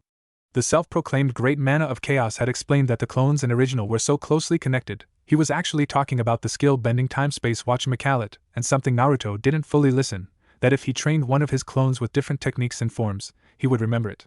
Mental and muscle memory, whatever those meant. As usual, when he hadn't understood, Kyubi made him and a clone of his train both cards and the shortened spear weapons, separated the two by at least a good kilometer, and when the whole training session was done, Naruto's muscles burned with his mind flashing in all the forms Gwendolyn and Kyubi had taught him. Needless to say, he had remembered both their teachings, and he could do the two different forms, and Naruto was pretty much ecstatic. Kyubi called him a Mac-hoist. Guess that Fox Manna hadn't met Lee and Guy. Or was it Guy? Anyway, because of the boy's progress, Kyubi had fulfilled another promise. He allowed Naruto to expand his alchemic work. Graduating from bombs and healing potions, Naruto had begun to move on more specific curative concoctions. He learned to make a potion that cured almost all poisons and other induced ailments, a potion that naturally increased chakra and energy production, and finally, nectar, which was a powerful potion that allowed it to heal any fatal wounds as long as it's applied before the person dies. Naruto was also cleared to start making weapons and armored clothing. In the works currently was his new jacket, something Kyubi had been clamoring about for the past week. The new clothing was supposed to make Naruto look more dignified and whatnot, and the blonde only agreed to wear them when he could add orange to them. Naruto also was given the responsibility of making alterations to his fate cards, and so far, the blonde could only think of a couple ways to improve his weapon, and held off that project until his clothes were done. Speaking of weapons, Naruto also began to make and maintain his basic utilities. Kunai and shuriken, the basic tools of any ninja, which he usually bought in sparse amounts, they were expensive, and considering how much he ate. Now, all he did was get all his blunted and rusty metal weapons, and after minimal time in the alchemic pot, he'd have them new again, even sharper and more balanced than before. If he needed new ones, he'd take a quick visit to the blacksmith where he'd buy pig iron and he'd combine it with some charcoal to transfigure them to weapons. Of course, it wasn't as cheap as it sounded. Any new alchemic items meant more materials needed. Potions, he could usually get by with plant wildlife, which was pretty abundant in Fire Country, but for weapons and clothing armor, he had to visit the blacksmith. Pig iron may have been cheap compared to ready-made weapons, but he also had to contend the fact that the third Hokage had stopped giving him allowance since he had graduated. The old man explained to the boy that as a ninja, he was now considered an adult in the village, and thus, his allowance would be forfeited. On the plus side, ninjas never ran out of work, especially in the Hidden Leaf, but unfortunately, D-rank missions don't pay much, especially with the things Naruto was doing. Explaining that, the old man suggested selling his potions. The blonde agreed, thinking he'd get a few extra ryo along with his D-rank missions. He had thought it wouldn't help much, until the Hokage gave him a C-rank payment for only 15 vials of healing potion.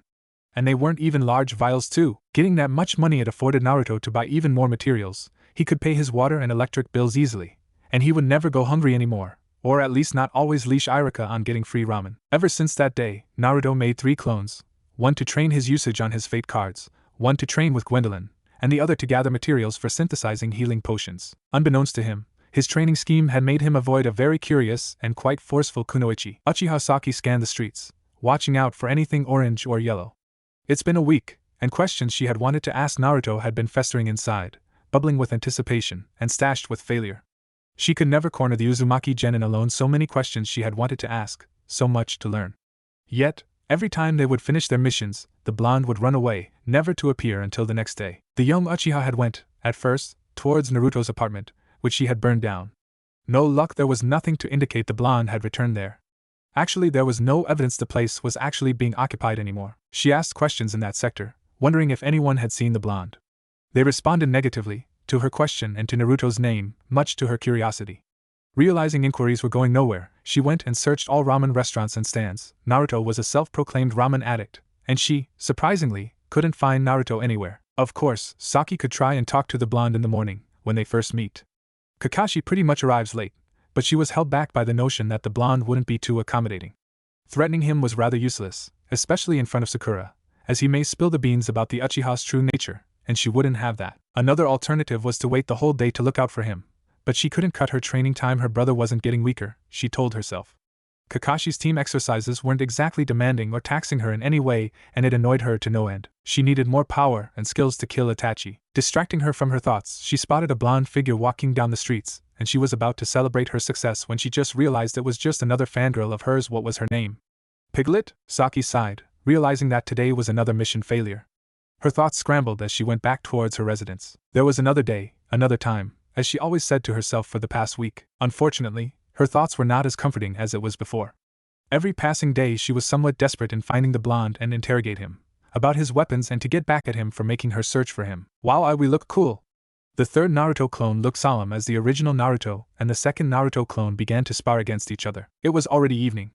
They had been training for almost 4 hours straight, not even stopping for ramen dinner. Naruto's form with his fate cards has vastly improved in a week. Gone were the irritating small steps he'd take every time he'd attack, and his defensive form, water, was now flowing without a hitch. He was even using new attack katas and forms. The second Naruto clone handled the spear, and the shortened version of the weapon quite well.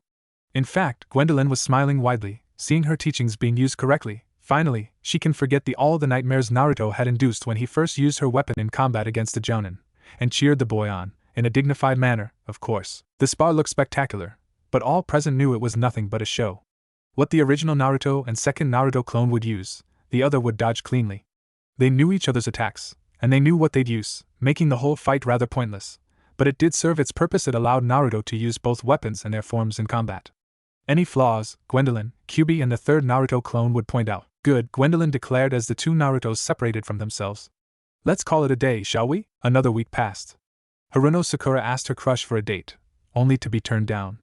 Uchiha Saki, known widely as Uchiha Sasuke, steamed more and more as her search for the blonde after each D-rank missions, only to keep failing, plus the fact that Sakura got more annoying, if that was possible, every day. Add to the mix that Kakashi hadn't still gotten out of his apparent laziness in teaching them anything useful, in her eyes, and as a result, her temper was beginning to tread on dangerous grounds. What lit her fuse though was Naruto. The blonde genin had been looking more and more tired every day, walking oddly, like he was suffering from the most severe case of muscle fatigue. He still acted like the same idiotic blonde, but Saki, being a prodigy, correctly assumed he had been training hard. She realized that while she tried to satisfy her curiosity, scrambling over the rooftops of the Hidden Leaf Village, the blonde had apparently been busy and it bothered her. She knew, in terms of skill, she had the upper hand, but now, she realized, it seemed that the dead last of her class had gotten his hands on two odd weapons. Sure, he wasn't proficient on that weird expanding spears of his, but that was 2 weeks ago. How much had his skill increased by then? Had it, she dreaded the thought, become higher than hers? Saki never liked to disillusion herself. She'd never think herself to be invincible, or God's gift to the elemental countries. Itachi had made sure of that, especially when she shivered and shoved out memories of her brother away, the good and the bad alike. Right now, she reminded herself, she was focused on only one boy, and that was Naruto. She decided, finally, to search for him full time. She needed to know where she stood compared to the Academy's so-called dead last. She needed to know how much Naruto had improved, and punish him for hiding from her. Yo, a voice called, taking Saki back to the real world. You're late.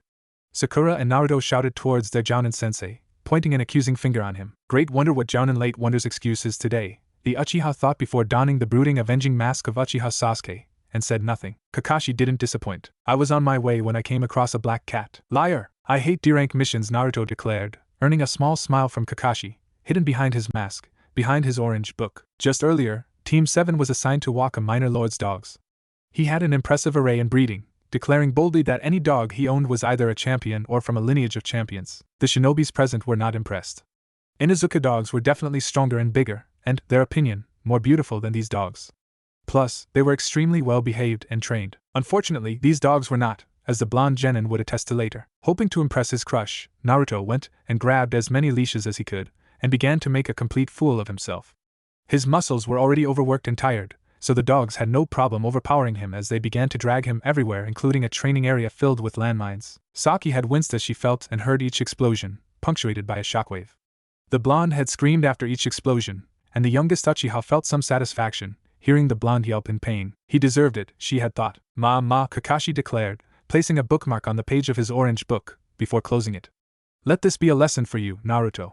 Don't bite off more than you could chew. Yeah, Naruto looked miffed. Anyway, good job guys, Kakashi declared looking at his students. Meet back at the training grounds tomorrow, same time. Dismissed. Nick Kakashi-sensei, would it hurt for you to come early? Naruto asked. The Jounin's visible eye smiled, before he disappeared, leaving swirling leaves in his wake. The three genins rolled their eyes, having expected that from their teacher, and the blonde one went on his way, leaving the two kunoichis alone. Saki was about to follow when he found himself staring at Sakura, who placed herself between her and her target. The Uchiha's eyes narrowed. Sasuke-kun, would you like to train with me? If she hadn't squealed the last part, Sakura would probably have half convinced the raven-haired kunoichi into thinking she actually meant it, but get rejected anyway. But since she had, and Saki had other things to deal with, the youngest Uchiha just scoffed and pushed her away. It was meant to be a forceful push, a threat, or a warning, telling the pink-haired kunoichi that the youngest Uchiha was not interested, ever, and that she was getting annoyed with her person, tactics, and pink hair. Sure, Sakura couldn't be blamed for genetics, but come on. However, instead of those, Sakura almost blacked out as her face flushed to crimson at contact. Thankfully Saki had gone before she could hear the pink-haired kunoichi talking about how Sasuke-kun touched her. She would have gotten burned, figuratively and maybe, if Naruto's apartment could declare, literally. In the forest, in between training grounds, Naruto and two of his clones began to their daily regiment. For now, Gwendolyn had decided to take it somewhat slow, and Kyubi agreed with her. Instead of learning new forms today, Naruto would just practice the forms he currently knew. The third Naruto clone, whose only job was material gathering, was about to do his job when he remembered something. Snapping his fingers, he cursed somewhat, realizing he had overlooked something quite important. The other Narutos took some time before they too remembered. Hey, weren't we supposed to deliver to Hokage the 45 vials of healing potion? The original Naruto declared. Yeah, plus those cotton cloths we had pre-ordered, the second Naruto clone added, remembering they were going to put more touches towards his new clothes. No worries, the third Naruto clone declared, looking happy. I'll get him. Don't sneak out for ramen, you bastard. The original Naruto declared, reading the smile off his clone's face. May you're no fun, the clone replied, sullen. Uchiha Saki growled louder, sitting near the rooftops, spying for anything orange and blonde. She had decided that if she hadn't found him today, she'd corner the blonde pervert and beat the crap out of him. Fortunately for the blonde, it wasn't even sundown yet when she spotted Naruto. Her eyes narrowed, her mind going to hunting mode using all stealth skills she had been taught by the academy, and by her own clan notes as well. She stalked the orange blonde as he went on his way. The first thing he had went to was a strange house near the commercial part of town. Raising her eyebrows, she spotted Naruto take out a key and enter the house. Jumping towards the house's roof, she slid quietly along the wall, and with as little movement as possible, peeked through the glass window. Inside looked like a lab of some sort.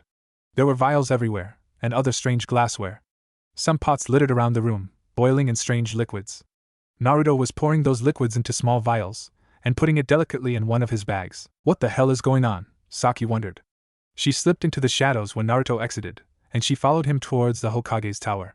She dared not enter, too many ninjas in a small cramped space, and she dared not give an inclination towards the blonde that she had been following him around.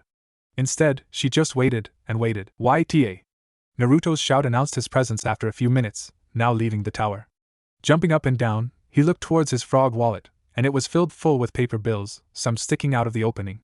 The youngest Uchiha raised her eyebrow, curious how Naruto had gotten that amount of money. Humming to himself, Naruto continued on his way. Saki sneaked from the rooftops, hiding her presence well enough to study the boy as he went on his day. She witnessed, to her surprise, more of the villagers' coldness. She had logically concluded it was from all the pranks the boy had pulled, though a part of her mind had wondered what kind of prank would induce such level of frostiness. She had first witnessed it when she asked Naruto around in his old apartment's neighborhood, but seeing it here, a more ninja-intensive part of the village, it was shocking at best. The blonde boy ignored them. His humming continued, unaware at the fact he was being shadowed by his teammate who he would affectionately call Psycho Girl. Spotting a cloth shop, he made his way there, greeting a cold-faced woman, who didn't even pay mind to his salutation. It didn't bother Naruto much. He was used to it. He only had one friend in the business world, and they provided him with the best food a boy could ask. Instead of dwelling towards their attitude, he just left the woman to her own devices, and made his way towards the woman behind the counter, and told her he was here for his pre-order. Saki's eyes followed the blonde as he exited the store, with a roll of cotton cloth under his arm, and continued to stalk him as he walked back to the house he entered earlier. Concluding that house was his new home, she put that into her future references. The blonde hadn't even stayed for a minute before he was out again, and this time, though, walking towards the wooded areas, near the training grounds. Saki had thought the blonde was walking back towards their assigned grounds. She was surprised when Naruto just looked towards her general area, and she ducked, thinking Naruto had spotted her. It was not the case. Apparently, the blonde was looking everywhere, making sure the area was clear before he moved into the forest. Raising her eyebrows in curiosity, she waited for a few moments before she too made a jump towards the nearest tree. "What are you hiding, Naruto?" Saki asked silently, looking for any signs where the blonde had moved. Finding a few disturbances in the area, she began to follow and track her teammate, and spotted his person, apparently harvesting a few herbs. Before she could even wonder what those were, for Naruto suddenly looked alert. "Hey! Who's there?" he demanded. "Come out," Saki cursed, and hid her presence more. How the hell did the blonde spot her? "Hey! Who's there? Come out!" Naruto shouted, looking alert. He hadn't felt the presence until he had gathered his third spinach herb. There was a slight rustle in the background, and his ears picked it up. Without second thoughts, he lunged towards it, and tackled the figure spying on him. Eep! Everything turned dark. Naruto felt nothing but softness and warmth as his vision suddenly faded.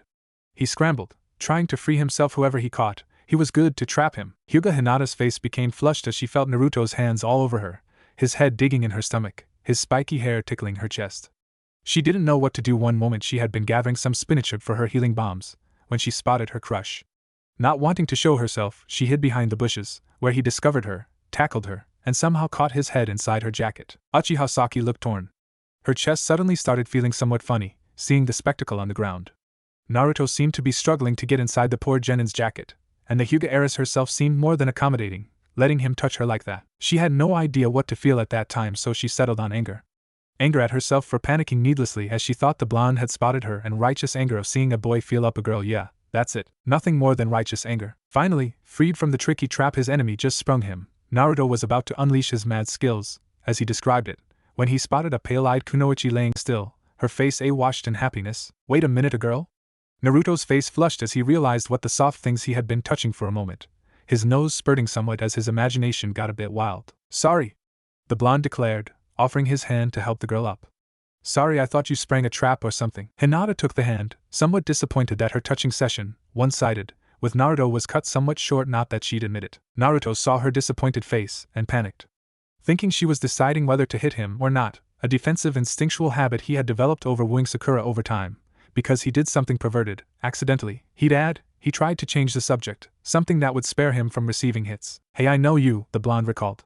The pale-eyed Genin looked embarrassed for a moment, of not a bit happy. "Naruto-kun remembers me," Hinata was thinking. "You're that weirdo in the classroom, Hirata, right?" The Hyuga heiress stumbled. Her face blushed as her heart raced with slight anger and disappointment. It was bad enough to be called a weirdo, but he could have at least gotten her name right? Up in the trees, Saki strained her ears to listen. She couldn't read much of their body language from her distance.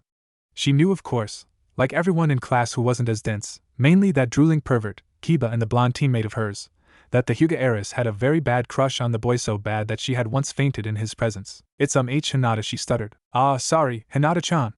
Naruto scratched the back part of his head. The Hyuga looked a bit satisfied with his apology, anger subsiding from her emotions, though now her shyness began to reappear. She didn't know what to say, which was fine because the naturally friendly Naruto was there to save this scene from a silent fest. "Hey, what ya doing here?" he asked, smiling. I'm gathering some herbs," she replied, her blush appearing, her fingers twiddling against each other. "Oh? Cool," Naruto smiled.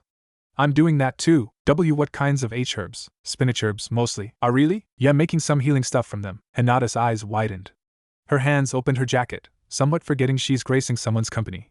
But now she found someone who somehow shared her interest, and more importantly, it was her crush, or in Hinata's terms, love of her life or something. She began to rummage on her jacket's inner pockets, oblivious to the fact that she was giving Naruto something to stare at. The blonde's blue eyes widened, his cheeks flushing and his nose spurting with more blood as he was blessed with a sight he would never have imagined. Hyuga Hinata was even bigger than he thought. He knew she had something, especially after accidentally diving inside her jacket, by accident, he'll add again, but he never knew she was that. Wow.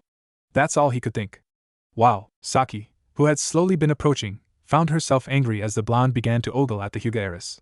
It took all her willpower not to send killing intent, though her hand readied at her kunai pouch, almost daring the blonde to do something he might, will regret. Hinata finally found what she was looking for. A small container, filled with greenish cream. Handing it to Naruto, she shyly twiddled her fingers again, and was about to explain what it was when Naruto suddenly spoke up. Oh wow.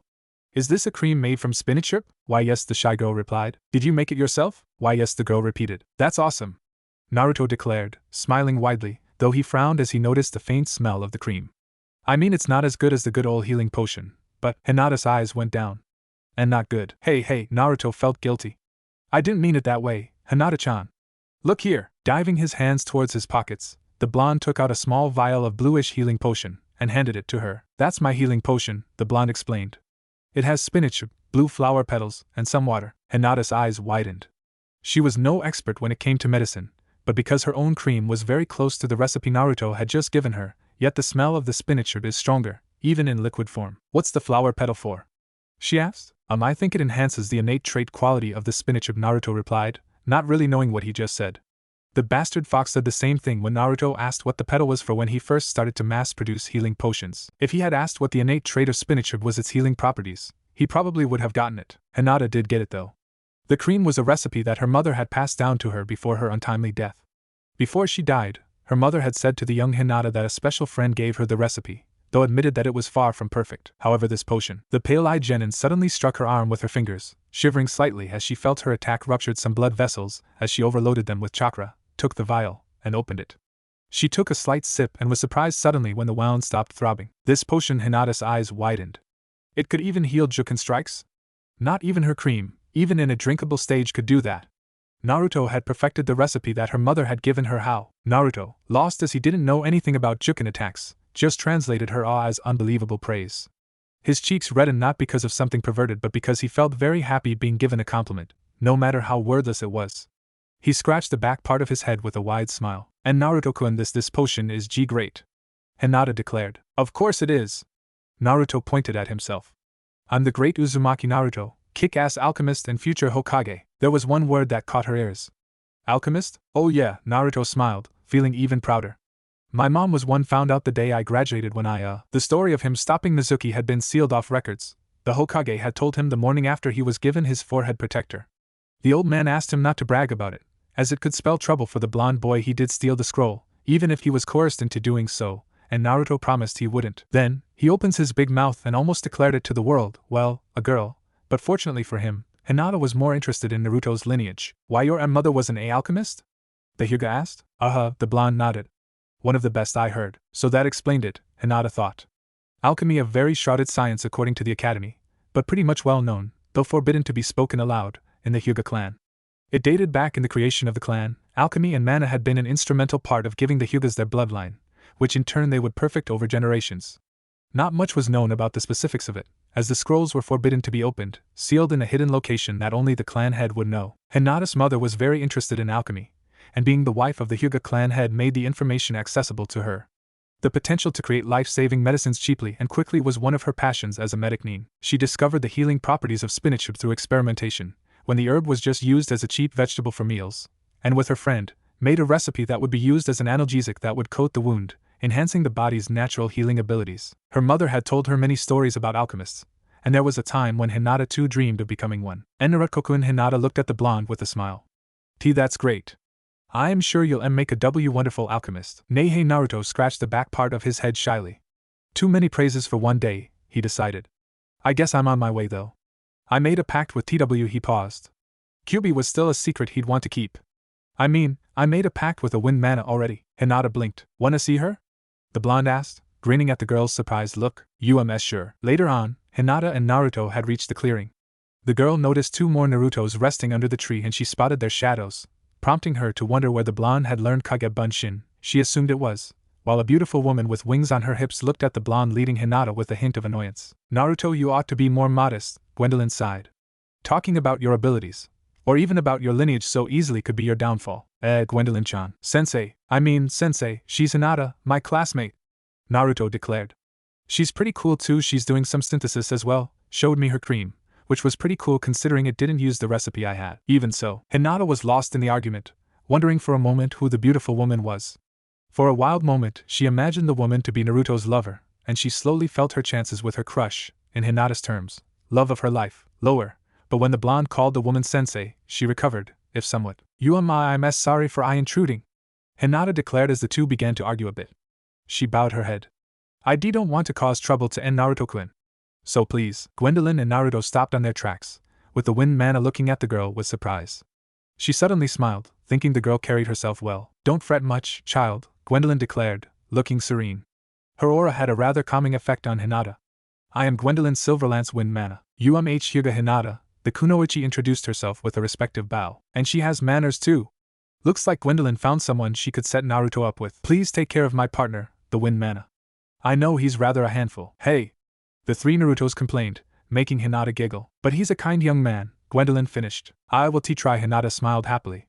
It's a pleasure to meet you. Pleasure is mine, the Wind Manna declared, with a small smile. Suddenly, there was a small blip of energy, making both Gwendolyn and Hinata look towards a distance. The Narutos followed, not really knowing what the two had felt, looked at the direction where the two were looking. There was nothing but leaves. After a few minutes, the two females were satisfied, and the Wind Manna looked at the Hyuga heiress expectantly. So, Hinata-san, please tell me about yourself. Uchiha Saki locked the door of her apartment, and immediately went towards one of the hidden compartments, thinking how close she was on being spotted by the Hyuga heiress and that weird winged woman.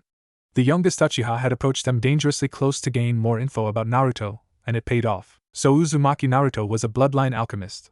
That explained almost everything she had found odd with the blonde from his introduction about wanting to continue a legacy, synthesizing things, the weird glass materials in his new lodgings, and even his weird weapons. Unrolling the scrolls, Saki began to scan the writings, and began to fold when the writing began to detail alchemy, manas, and more importantly, their connection towards the Sharingan. Her blonde teammate wouldn't know, but his importance has now increased. Her mind began to work, filtering all the information she had just gotten earlier, and the information she had in the Uchiha scrolls. She could use him with the amount of potential power the boy had. Yes. She would definitely use him. It's been a grueling month, Naruto recalled. He had now worked on all the intermediate forms that the Kyuubi and Gwendolyn had hammered into him, and thanks to Hinata, he had some adequate combat experience using them. It was really strange. Gwendolyn had taken to a real liking to the girl and asked her if she would want to join them in their training. She said no at first, but she returned the next day, if only to watch and gather materials. The next day, she would do the same thing, and it wasn't until the third day did the Wind Manna ask again, and encourage the girl to join. She finally said yes. Ramen boy, this is leader, the target is coming to you, are you ready? Naruto's mind was still on the Hyuga heiress, so deeply that he couldn't find the capacity to listen. His thoughts revolved on how she was, well, pretty weird at first. Her face would flush something crimson, and most of the time, when she trained, she always seemed so crestfallen. Gwendolyn then suggested a spar with Naruto. Hinata looked like she would faint by that suggestion. Ramen boy, can you hear me? The Hyuga heiress seemed really weak at first, but after more urging by the Wind Manna, she just suddenly started pulling moves out of thin air, and the blonde alchemist appreciated the effort very much as the spar began to poke holes in his form, and ultimately making him strive to make them better. Hello Ramen boy. Still she was weird. Fainting, her face flushing like she had an all-day fever. You'd think that. Naruto baka. Wake up and get with the program. Naruto woke up from his daydreaming, feeling somewhat deaf. He wasn't the only one somewhere. Hatake Kakashi had been rubbing his ear after taking out the transceiver, while Uchiha Saki almost fell down on the tree, clutching her head. Oh, I'm Ramen boy here, sorry, what's up? The blonde had called, finally recovering. You idiot! The target's going towards you. Huh, what target? It wasn't long before a fearsome Chibi suddenly lunged at him, hissing.